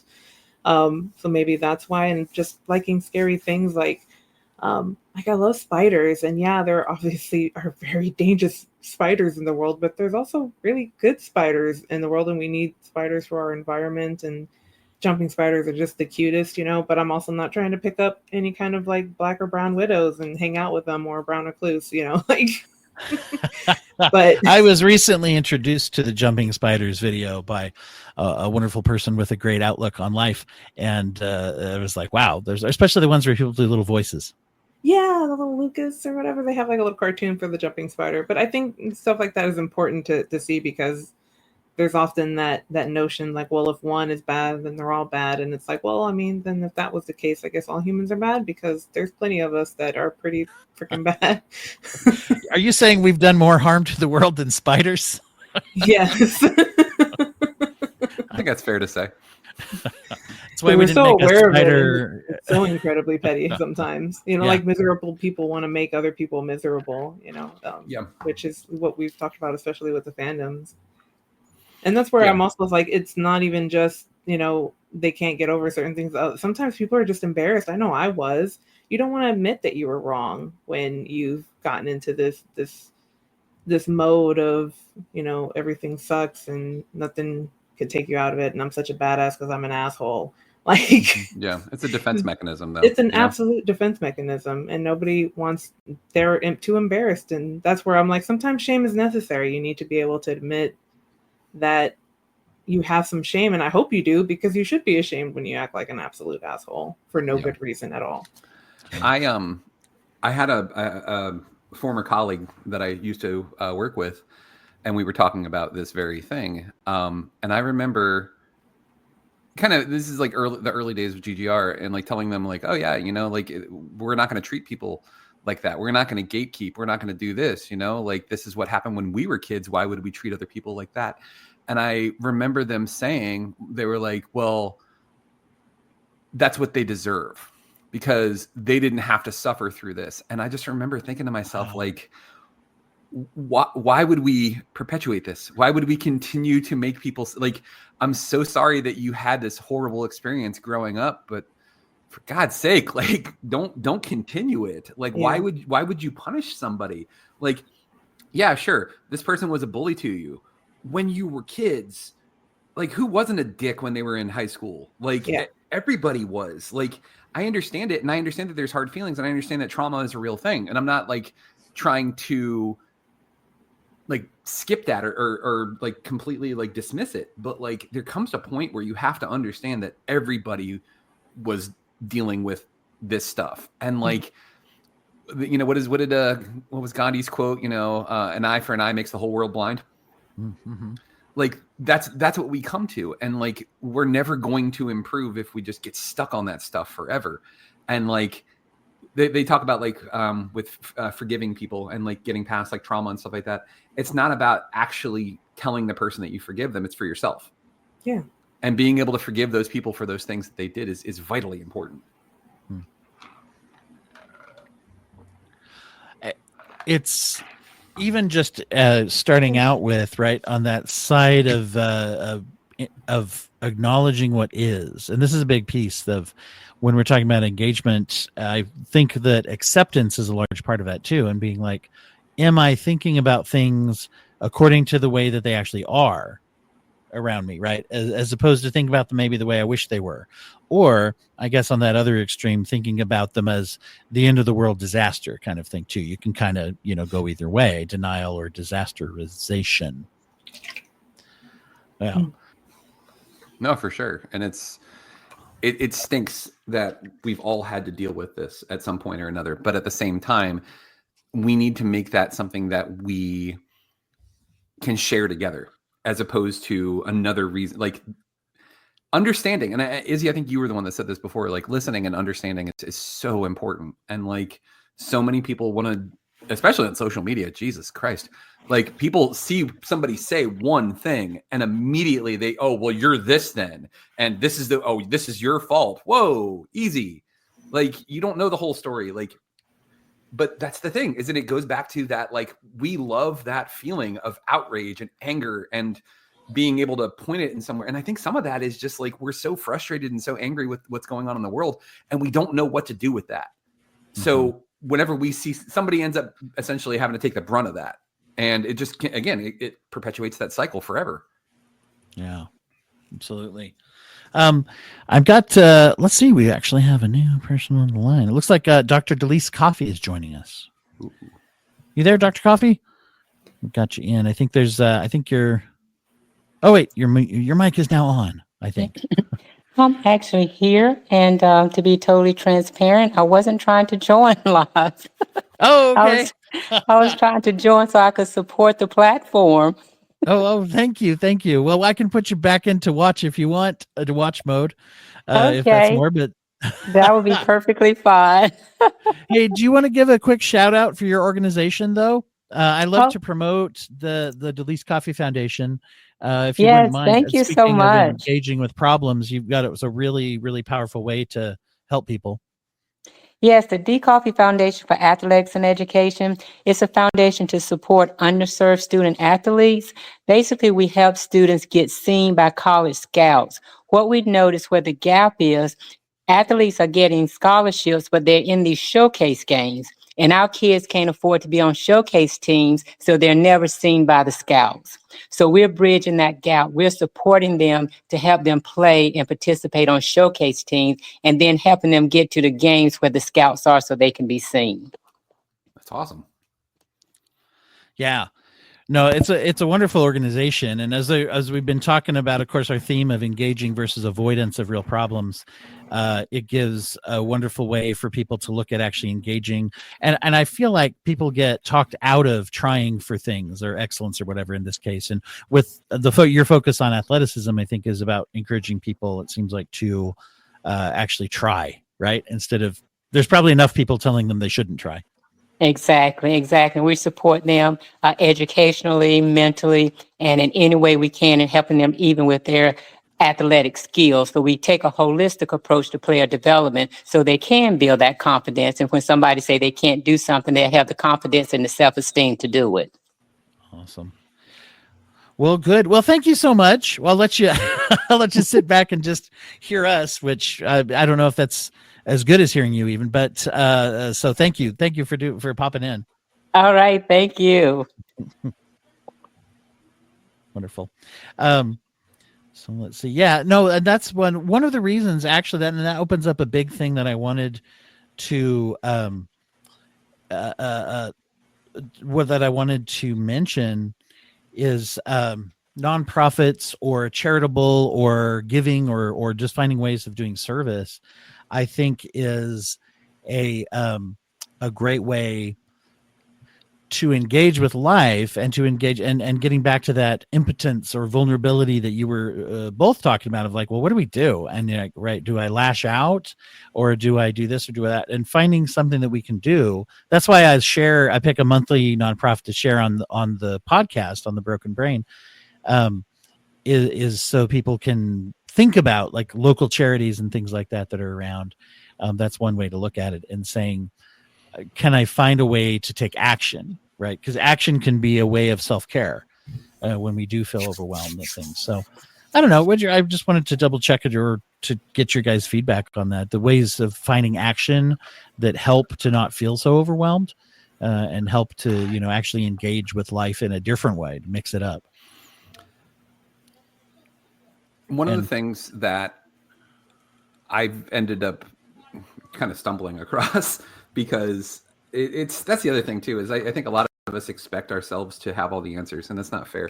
That it's going to be trial and error, but like not beating myself up over things that didn't go exactly the way that I wanted it to do. So like, for example, oh man, I didn't go to the gym today. I need to go to the gym. Like, okay, so you didn't go to the gym. That sucks, but it's okay. And, it was Rambo. It was James Rambo that said this to me, and it's really, really stuck with me, is I had said something. I was like, oh, why, guys, I know this is stupid. And he was like, no, it's not stupid. He was like, don't do the negative self-talk thing. He's like, you wouldn't let somebody talk to us like that and say, you're stupid. So don't, he's like, think of it like this, I'm not going to let you talk to my friend Mike that way. And like, really just like allowing myself to not get caught up in that shame spiral is the best way to describe it. You do a bad thing and then you feel like crap, and then you feel like crap for feeling like crap about doing the bad thing. And it just becomes worse and worse and worse and worse. And like, you just have to accept that, like I was saying before about anger, like you're allowed to be angry. It's okay. There's nothing wrong with it. Don't beat yourself up over that. Like, okay, so what? You didn't eat healthy today. That sucks. Do it tomorrow. Like, have a plan. And the biggest thing is just like, not letting any of this stuff consume you. I struggle with sleep a lot. And like, one of the things that I stopped doing is I stopped fighting it. So like, for example, if I'm like, well, if I go to bed right now, I will get 8 hours of sleep because I have to be up at this time. And then I have all these things that I got to do in the morning. And then you can't fall asleep and your eyes just pop right back open. Instead of fighting that and then getting mad that you can't fall asleep, you're like, all right, screw it. Let me get on my phone. I'll watch some TikToks. I'll play a video game. Like, don't make it worse by being your own worst enemy, essentially. Mm-hmm. Yeah, there's an engagement. Once again, I'm going to keep hammering this for everybody too, right? It's engagement, especially when we're talking about addiction and saying, I want a healthy behavior, a sober behavior, whatever it is that we're trying to stay either clean or away from, is engaging with the decisions we're making. Is it like, I'm going to eat this thing that I'm not really eating as much of this, but I'm going to eat it now. And I'm engaging in that decision. Does that mean it's a good decision? No, it doesn't not every decision has to be a good decision. But if we're kind of, this is a variation off of what you're saying of like, hey, that's Mike, he's my friend, right? Is viewing yourself. But I had a therapist once that talked to me about this idea of saying this kind of like narration of yourself, saying like, oh, I'm walking through my life, so this is me looking for a parking space. As funny as that may sound, right? This is me showing up late to work. This is me messing up this friendship, and as you're doing that, it's like, I'm watching, I'm observing, and trying to once in a while take a non-judgmental observer role, as they sometimes call it. That can lead us to say, I don't really like what I did there, and I can evaluate it on how healthy is it. But I don't have to always be healthy to engage. That leads us back to like relapse and danger of the way that we think about ourselves. I think when it's like, oh, I did the wrong choice today, I should do something because of that can be self-destructive, right? Yeah. I should go, oh, I can't get to sleep. I should drink until I fall asleep, right? But that's actually a really common contributor to overuse of alcohol, is now people, and then all of a sudden everybody in their life is like, hey, you got a drinking problem, dumbo, or something. And it's like, yeah, but I actually have a sleeping problem. You're right. I'm using a drinking triggered solution. This. It's not, yeah, like you said, I'm trying to remember the exact term you use, basically. Like it's something that you did. It's not the thing that you're doing. Like you're doing it to solve another problem. Right. Yes. Yeah. We had somebody. Oh, someone was jumping on the line, but they're not. It didn't work. I don't know. Never mind. So that was a little behind the scenes for everyone. That's going to be on the making of documentary of the live stream. So, can I ask a question, even though this is your show, Dwight? Absolutely. Okay, Izzy, I have questions for you. What's up? You said that you're into horror movies, and since we're talking about mental health, I wanted to posit a theory that I think kind of helps explain why a lot of people who struggle with mental health love horror movies. Because in the end, there's nothing that can be on a screen that's going to be worse than what you are generating inside your own head. And that's why it's not that scary to us. That's why we love it. We're just like, oh, it's an actual demon and not something that nobody can see. And it's just me having to deal with this. Oh, great. Okay, cool. Yeah. Like, that's something that I've always thought. It's also one of the reasons why I love horror movies. But also I think that people who deal with mental health because they not know so much, but because they're dealing so much with their own demons in a way, like a lot of it makes sense. You know, you can contextualize it. You're just like, yeah, okay, this makes sense because this is this thing they're struggling with. And it's actually easier because it's external. Do you feel that that's like on the right path, or do you feel that there's another reason for that? No, I feel like that's pretty accurate. I do feel like that. Sometimes scary movies are even scarier for us because we're thinking of all of the worst thing it can be, and then the movie turns out not that bad. So sometimes we're like, well, in general, that wasn't that bad. And it's a way to control that too. Hey, Chris Revill joining us now. Actually, one of our my oldest and bestest podcast friends. I always say podcast friends. It's not like we're not actual friends. Hey, Chris. Hey, is that Vern too?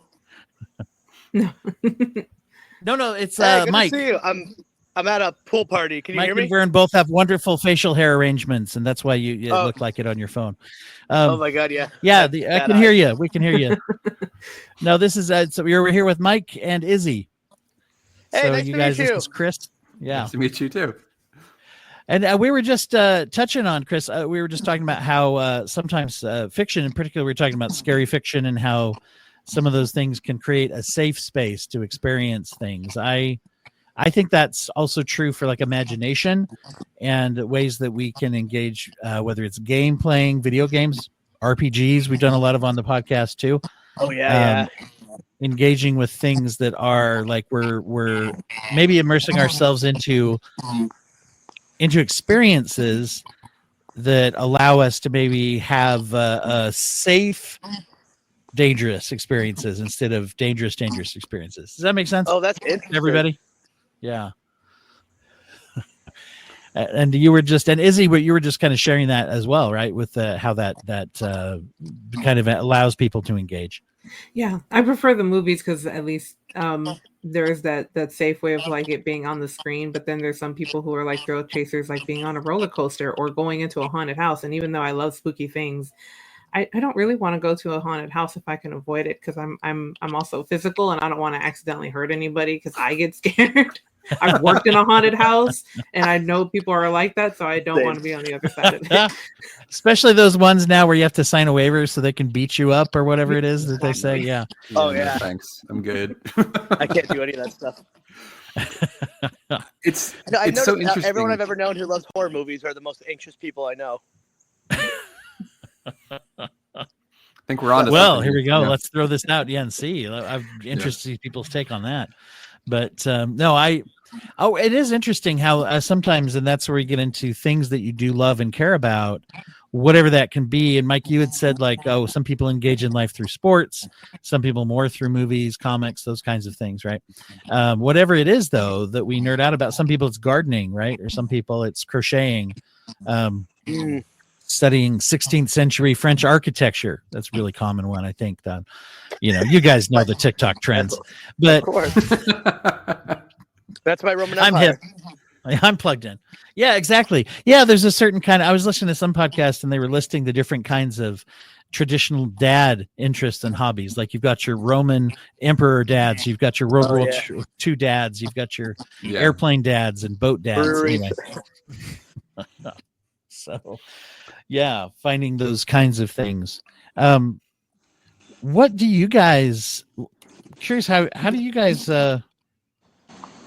find the healthy things and the healthy ways to engage or disengage when you are, this is what I'm going to back up and ask this question again. I had introduced this. I told you, Izzie, that how fascinated I am by how people find a balance, right? Do they find a balance between where do I, engage, disengage in a healthy way? And how do I tell which one is healthy for me? And so I'm curious for you guys joining us, how do you find a balance over engaging with life and problems versus finding healthy distractions, but not letting it get out of hand? And so go ahead and sum that up for us. Just answer that for everyone.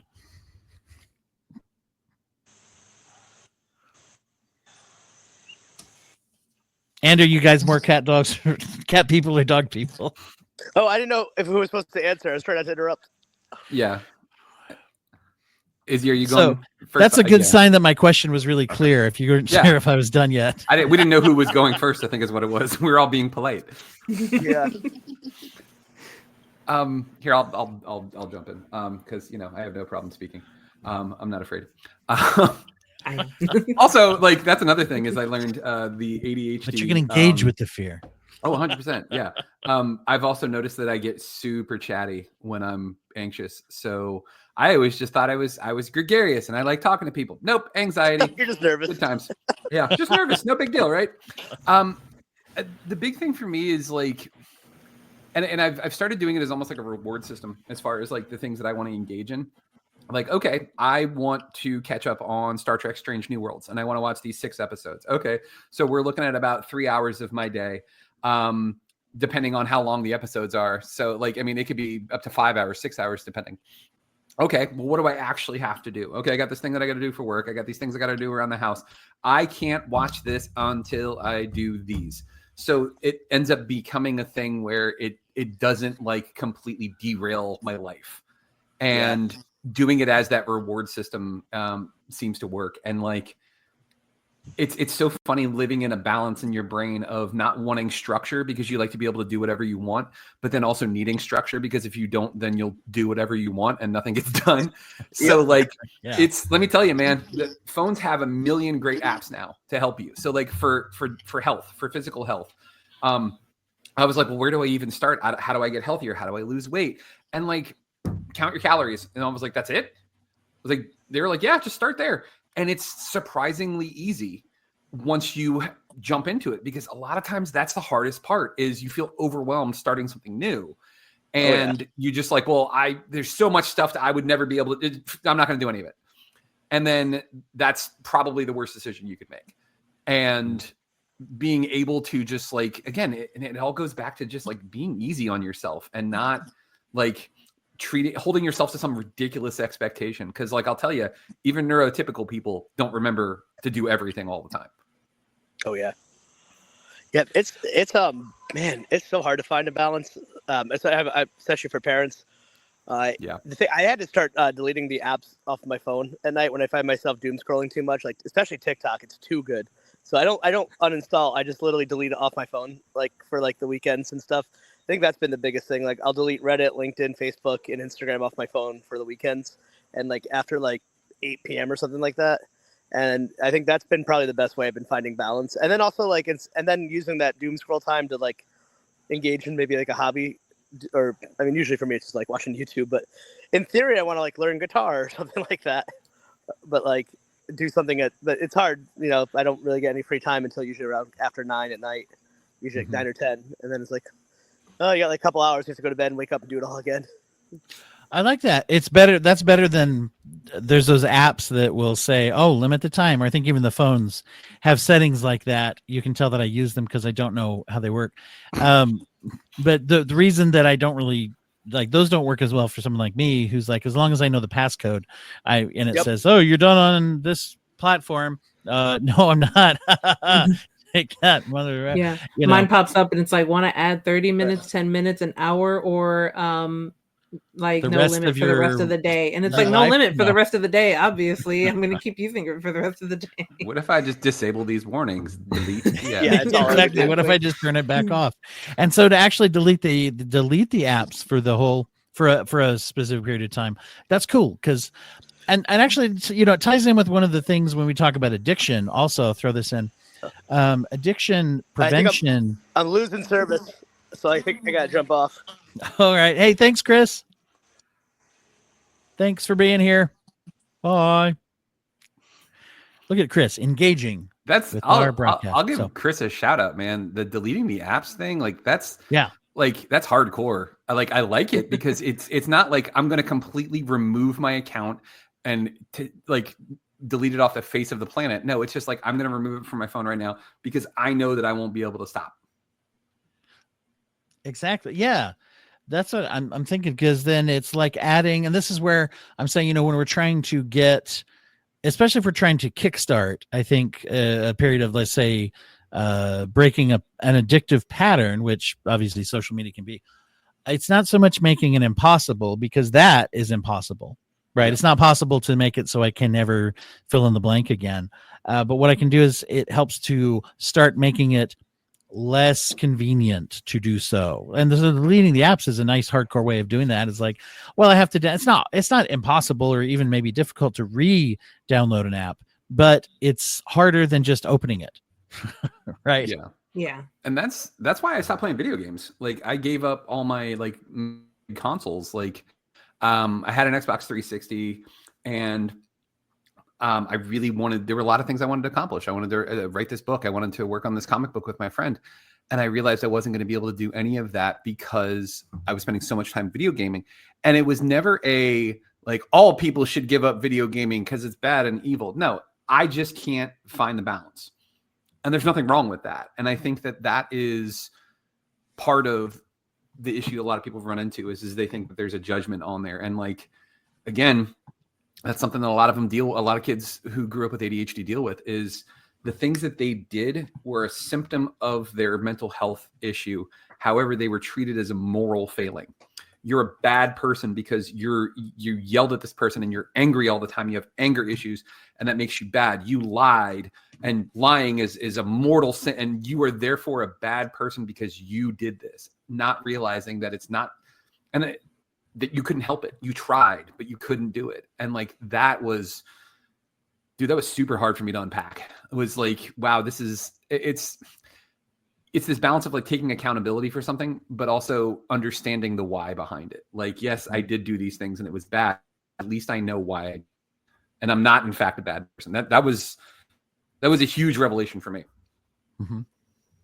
Yeah. Giving yourself the grace to kind of also sometimes, well, especially for me, I know I definitely made mistakes in my life, but at some point you have to forgive yourself to be able to move on from that. Because if you spend your whole life just beating yourself up for something you did years ago, then you can never be a better person because you're still bullying yourself over it. Yeah, 100%. Yeah, embracing healing a lot of times has to do with allowing yourself to be who you are and the things that I know. It's kind of like one of these things that if something's been around long enough, even if it's true, it becomes a cliche, right? But this idea that everything that I've experienced and everything I've done has led me to be who I am, right? And to be where I am. You mentioned it when you talked about painting. It was like, the painting that I did 6 months ago led me to do the one that I did now, right? Yeah. Yeah. When with the flames, that's what you said. Yeah, it was particularly with the formation of flames. Yeah. Yeah, it's been interesting. I chuckled when you said that, because one of the things that and people, friends of mine who had gone down a similar journey of getting diagnosed and getting medication and getting therapy said, be ready because there's going to be a mourning period. I'm like, the hell does that mean? What do you mean a mourning period? I'm super happy. This is great. I finally understand what's wrong. When you hit this wall of, what if I had gotten the help that I needed when I was a kid? Who would I be? How different would my life be? And man, that screwed me up, because there's just this awful, why couldn't somebody help me? And you end up getting to this point where you just have to, hopefully not, I mean, maybe some people don't, but you get to a point where you have to accept that it is what it is. And it's not that they didn't want to help you, it's that they didn't know how. Yeah. And accepting that we all are just, for the most part, we were doing our best and we were trying. And especially once you're a parent, it's a little bit easier to understand, because you're like, man, boy, have I done some stupid things and screwed up, And that kind of gives you the ability to at least like say, okay, well, at least I can understand why my parents might have done this, you know, like, I mean, I'd agree with it and, you know, it may have caused me some issues, but at least now I can see why a decision like this was made.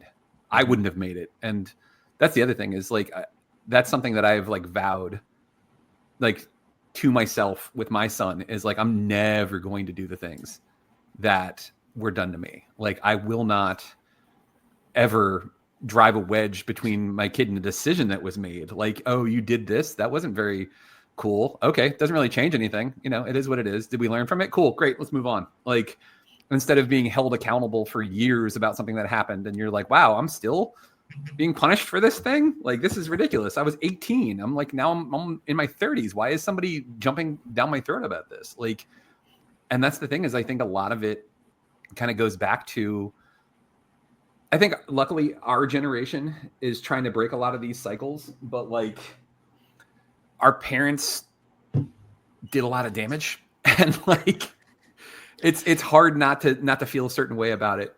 But like, well, it also can eat you up if you don't, and you have to kind of get to a point where you have to be able to accept it. Mm-hmm. And I think by learning from something, there's a couple little springboards. I'm thinking of what you said. One is that when we say to ourselves like, oh, well, I'm not going to do that. Right. And then we succeed or don't succeed. Once again, we engage in our successes as well as our failures. At least we know what our goal is. Right. Yeah. And it's like, oh, I screwed up with my kid is a great thing to say to myself if I do so in an engaging way. But if I succeed or when I succeed, it's easy for us to say, oh, well, the shitty things that happened, they helped my kid because I can be a better parent to them. However, it can also be like, but it's also a thing to you too, because you don't have to be a parent who does that thing, right? Yeah. Because that's another benefit of having learned it. I also think that there's a concept, and you can tell me if this jives, because I'm extrapolating a little bit from what you said, not exact words, but I think there's a concept we have of did something work out for the best or did it not? And I think sometimes we overemphasize the idea of saying, well, it worked out for the best. But I think that last word, well, worked out for the last three words, I would take off of that and say, well, it did work out, because everything works out one way or another. There is no best if there's no alternate reality, though. If I say it worked out for the best, that means I have to believe that it could have been A, B, C, and D, and all of those are worse than the one I had. And I could easily think of an A, B, C, D, E, F, G, and beyond that are way better than this one of reality. But there isn't any other. So when I say did it work out for the best? It's almost like, was it meant to be? Do I have to accept that terrible things were irrecoverably part of my story and that I never learned how to say irrecoverably, right? Do I have to accept that and say that is good? Or can I say, no, that's terrible and it's still terrible, but it's what happened, and so I'm dealing with it. Yeah. And that's the success. Does that make any sense to you guys? Yeah, no, 100%. Like I hate but you turned out all right. Did I? Oh, yeah. Did I know? Did I? You know, like, yeah, like it's funny when you look at it on a long enough timeline. Because like the other thing that I run into, and we were talking about like the fear aspect, like how you almost become like a fear junkie, where because you're like, man, I love the way my body feels when I'm like excited, like, ooh, roller coasters. Or so I'm in Virginia, and one of the theme parks that we have here is King's Dominion. King's Dominion is like less than an hour from my house, right? So we go all the time. And when I was a kid, there's like an Eiffel Tower there. It's not it's a crappy theme park Eiffel Tower. But when I was a kid, I went up it all the time. And I thought it was really, really cool. And I was like, ooh, this is great. I love being up here. I went up there maybe a couple months ago. I was scared crapless because I was like, I got to the edge and like, I've been up here a million times. I've taken a million pictures up here, and I went to take my phone to take a picture. Here, I'll even do a dramatic recreation. This was me. I was like, I'm looking at my hand and I'm like, why is my hand shaking like that? You're like, why am I all blurry? What happened? Did I watch the Ring video? Why does my face look like that? I'm actually afraid. I'm actually scared. Holy crap. I don't like heights. And like it all coming back and being like, yo, I've always been afraid of heights, but I loved the adrenaline that came from this. And like, it was just like blew my mind, man. And like, again, it all worked out for the best. It would have been nice to know these things if my brain had the right chemicals in the first place to know what I'm actually afraid of. Because like, it was the same thing. I went swimming one time, and like went all the way under the water, like I was taught when I was learning how to swim when I was a kid. And like, all of a sudden my chest got tight and I was like, am I having a heart attack? And I was like, no. Oh, this is a panic attack. Oh, cool. Oh, I didn't realize I was afraid of swimming. I didn't realize that I had a fear of being underwater.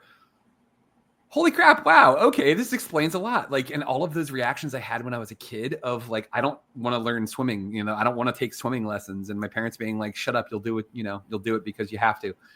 And realizing like why that was my reaction, why I didn't want to do it. It wasn't because I was lazy. It was because I was actually afraid. Mm-hmm. Yes, and that's the word that hopped in my mind was lazy. Not that I thought you were, but that no, but I think that's what we say either to ourselves or someone tells us. It's because you're lazy, you're not smart enough, you're not strong only enough. You applied yourself. God. Yes. Ugh. Yeah. And isn't that interesting? It's like, both sides of it. I guess you're just not an academic but if you applied yourself, it's like, good, I can feel bad about my skills and not applying the skills that I also am being told I have for some reason or something. Right. Yeah. Right. Yeah. There's nothing quite like being made to feel guilty for things that you don't even understand why you're doing. Like, yeah. I will say this though. What's fun is you learn, and this is probably not the greatest takeaway from it when I was a kid, but like when they would be like, oh, well, if you applied yourself, and you actually showed up to class all the time, you would have straight A's. And I'm like, yeah, but I'm skipping class. I show up, I take the exam, I get an A on the exam, and I have a C in the class. Like, I'm walking out of here. Like, I'm good. Thanks, man. Like, what were you thinking? I saw Izzie, you were shaking your head during that. You had similar thoughts in school too. Yeah. Like, I mean, not exactly, but for the most part, it's just more of like, I remember I was thinking about how I failed a science class one year, and then I went to summer school, and the summer school teacher was just kind of upset with me because he's like, you understand all of this, what's going on? And I was like, I just really did not like my science teacher. Yeah, right. Same. And nobody's been that I didn't like that person, and I didn't absorb knowledge from them, but because of the way they would talk and explain things, and I didn't get how they would say it, but then I go to a different spot and it's like, oh, this makes sense now, and I'm getting it. I was always convinced throughout high school that I was bad at math because I had had math teachers tell me I was bad at math, and I didn't like those math teachers, so I didn't feel like listening to them. And then when I went back to college after I got out of the Army, I took a math course, and just an amazing math teacher. The guy was fantastic. And I kept saying to him, I was like, yeah, but I'm bad at math. And he's like, who told you that? And I was like, well, I mean, I did. And he was just like, you're not. You're actually really good at this. He's like, you get a little confused about these things, but here, I showed you. You're good, right? And I'm like, yeah, okay. And like, that was the first time that I'd ever walked out of a math class with an A. And mind you, this is college level stuff. So it's actually more complicated than the stuff I did in high school, yet I did better. And it just is like, it goes to show you, just like Izzie was saying, like, I didn't like that teacher. That teacher was a dick. Like, yeah. Let's give him a shout out. What was the name of the, no, because I have him on he just joined too. So let me put him through. That's right. Mr. Badger. I didn't forget. I'm going to bleep that out. No, just kidding. His address is shown on the show notes for everybody. Right? Yeah, exactly. Yeah, send him a postcard and say, we'll see a defamation lawsuit coming from Mr. No, I think though that this is also where we get into the idea of not only shame but blame, right? And I had a supervisor once who used to say, shame and blame. He would use that all the time because they rhyme, and anything that rhymes is more effective in therapy. Or at least if you can work it into a book, you can charge more if it's catchy. But anyway, but you have both of these attitudes, and I've seen people have this reaction even to an event like this, or the observation of overdose awareness, for example. There are people saying like, why are we even doing that? I can't, somebody who's doing that kind of stuff, that's their fault, right? It's their fault. Everybody loves to say that, that kind of stuff when we're dealing with especially addiction.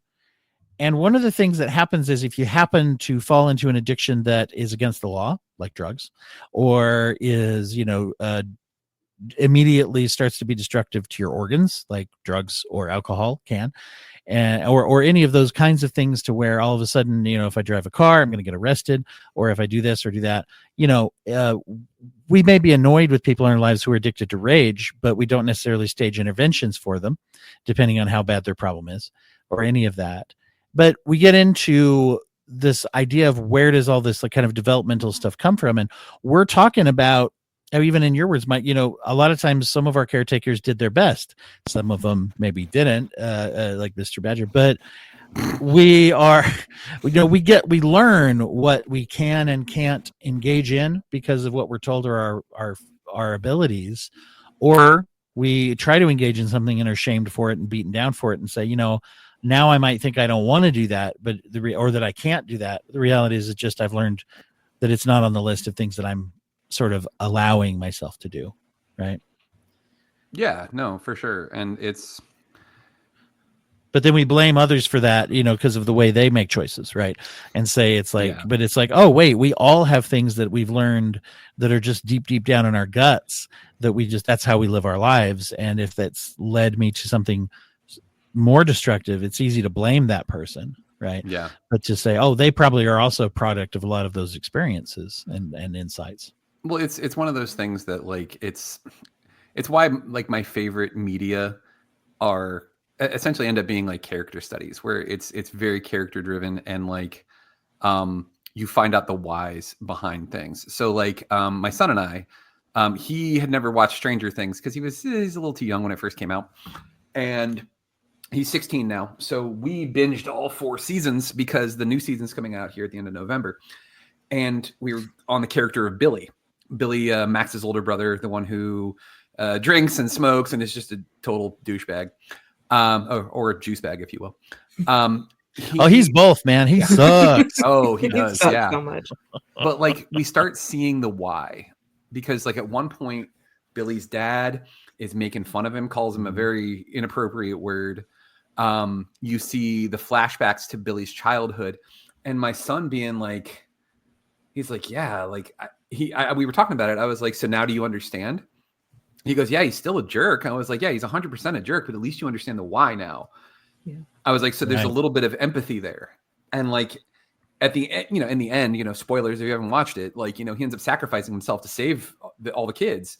But like that whole thing, all of that, like understanding that there's a reason why people are the way they are. And like, you get a choice at the end of the day of what you're going to do with that information. Like, are you going to continue this cycle? Are you going to be a jerk because you were treated poorly, or are you going to step up and try to be better than that?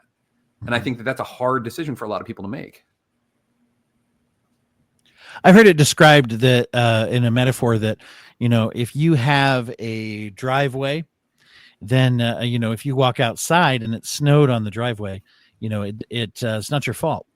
But it is your problem. You have to now decide how you're going to deal with that driveway. Right. It's not your fault, but it is your problem. Yeah. Right. Yeah. It's flamethrower. There you go. That's the best answer. Now that's engagement. She's like, flamethrower. Next question. I love this. Yes. I don't have to deal with that, but I might. That might be my answer. Was you live in Texas, right? So yeah. Yeah. Only every once in a while, and then our power goes out because our grid sucks.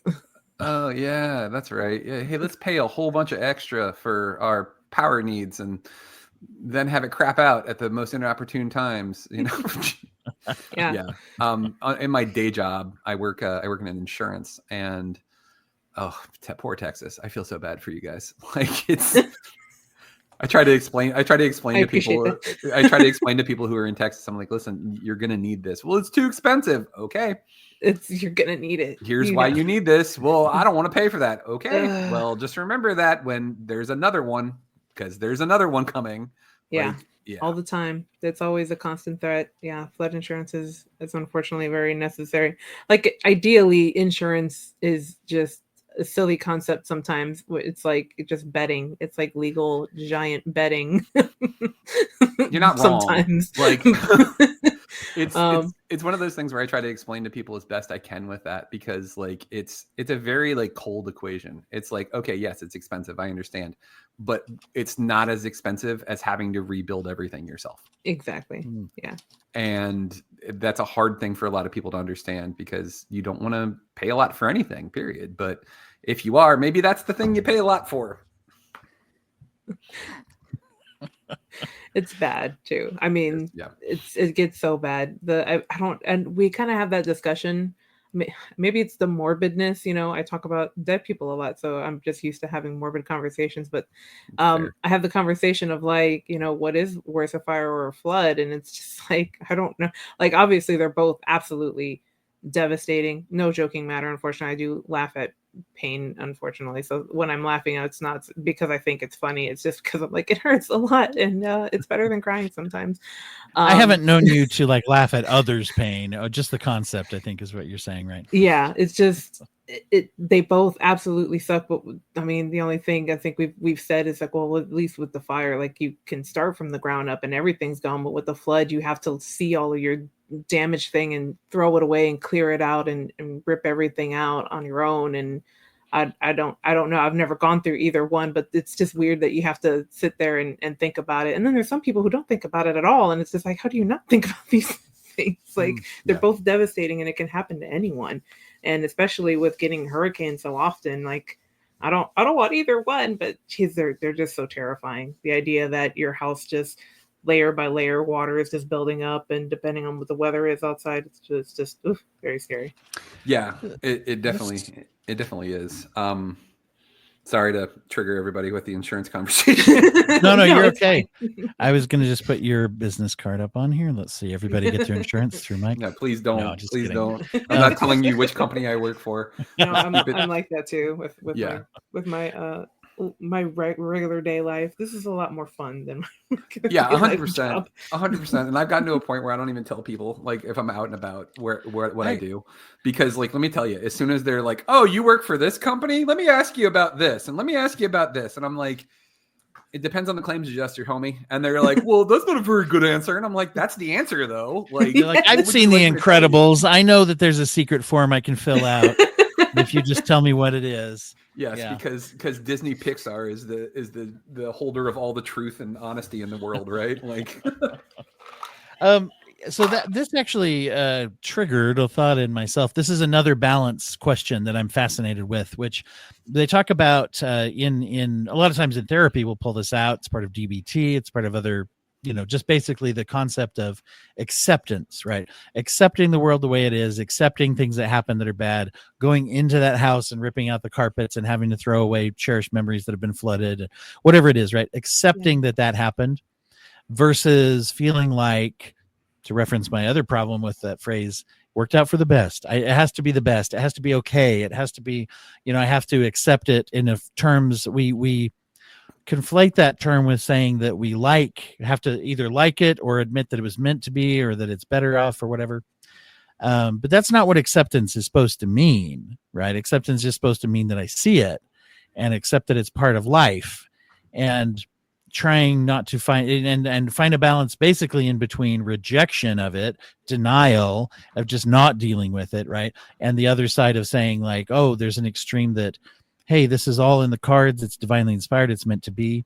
And by the way, one big qualifier, if somebody finds that comforting, that's great. If it does comfort you, that you think of life as having like a plan and things, whatever. If it comforts you, it comforts you. That's great. But I'm talking about the more of the pressure to feel, if I can't say that, I haven't really accepted it. That's what I mean. Does that make sense? So how about that? But I want to get some thoughts on that balance between denial and having to say everything's great. What does that healthy acceptance look like for us? I think Izzie hit on something that's 100% accurate. Is a lot of us who deal with mental health issues have a very morbid, dark sense of humor. And for some people, like, as far as like engagement, that's our engagement, and you end up, I would say that's one of the only, in my opinion, acceptable forms of engagement that is not like outwardly positive, like, because the best friends that I have that I've met through work are all people that have the same fucked up sense of humor that I do. So like they'll see the same thing and think the same dark thing that I do. We giggle to each other, like that sort of stuff. But then you end up finding out that those people are a lot like you. And most of the time, those people that have that dark sense of humor are the most caring people. It's the whole punk rock thing, you know, like I saw this great quote that talked about how, and if anybody out there is listening as a hippie, I apologize in advance. It says hippies are mean people who are pretending to be nice, where punks are nice people pretending to be mean. Mm-hmm. Yeah. Yeah. And I think that that's very accurate. Like but it's the same thing, you know, like you seem dark and morose and all this stuff you're actually like a very caring, empathetic person. And that's kind of an extension of that. The reason why you're like that is because you feel things so deeply that it's hard not to feel overwhelmed by things when things are so crappy. Yeah, I think it's good to be very aware of our mortality, because I think it keeps us humble in the long run, as far as like all the stuff you get super cooped up about, and it doesn't really matter in the long end, because we all die. And you know, like, and it's kind of, a lot of people just, well, how can you say that? And it's like, because it's true. Like, I can't stop that no matter what. I can do things to try to make it last, you know, so it's not immediate. I can try to do all I can. I can stay cooped up in my house if I even wanted. So, you know, like I don't get into a car accident, but then I'm also not living. So again, that brings us back to balance. I can't run away from death. I know it's there, but I also can't live my life constantly being afraid of when it's going to happen, because then I won't be able to live a life.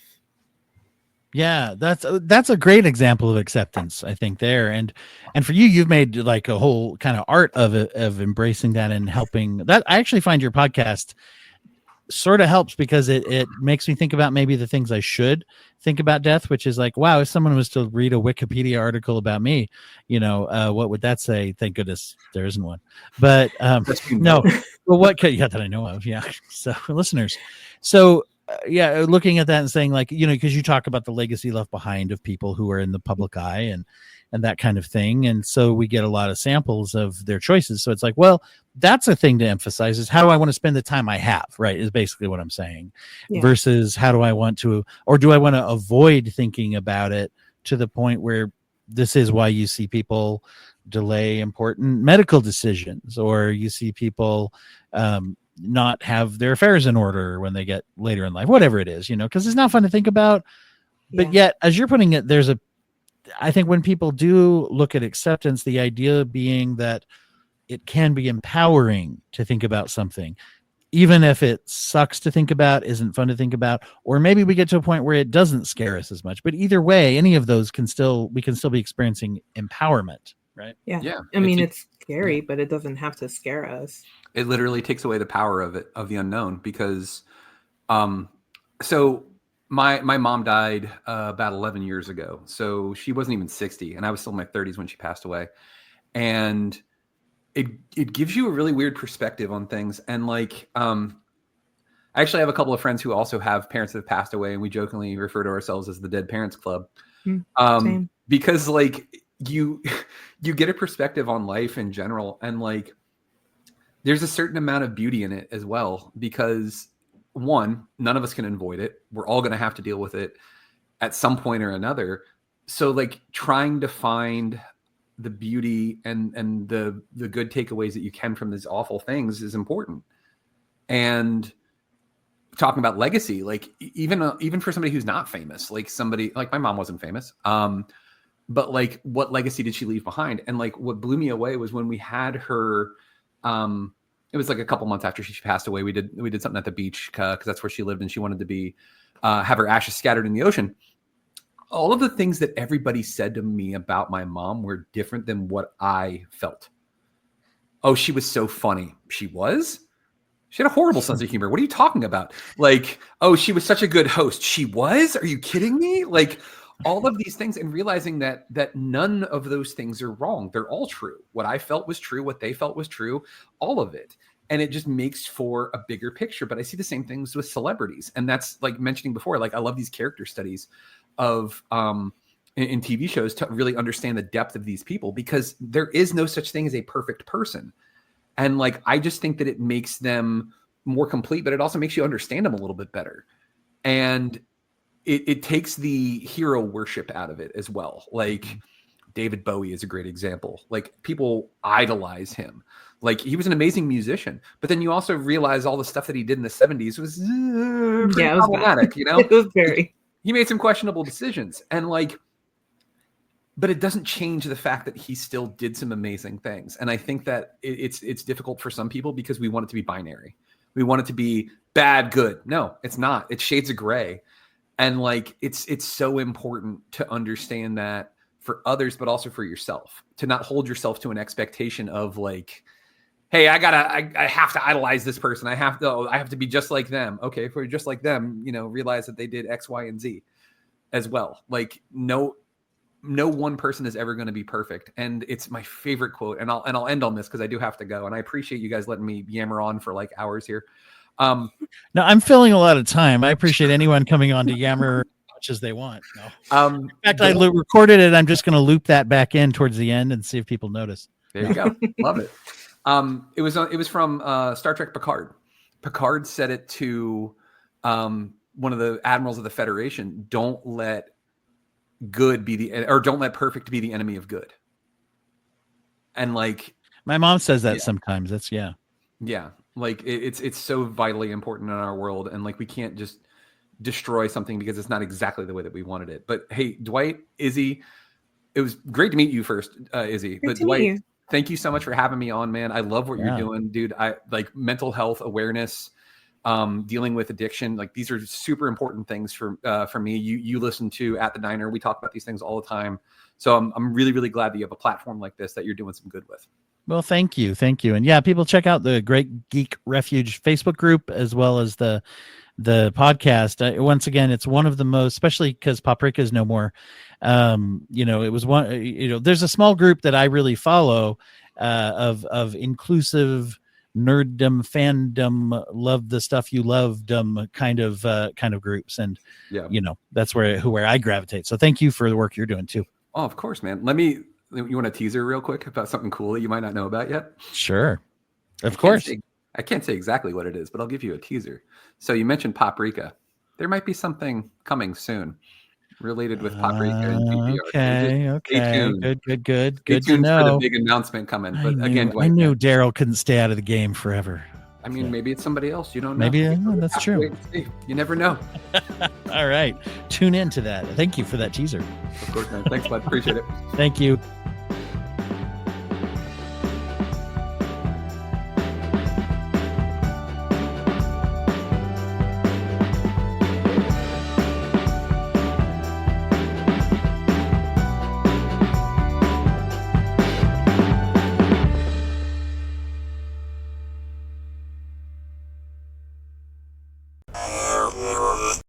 Thank you for listening to the Court Arts Podcast Network. To listen to more Court Arts shows, visit courtamparts.com.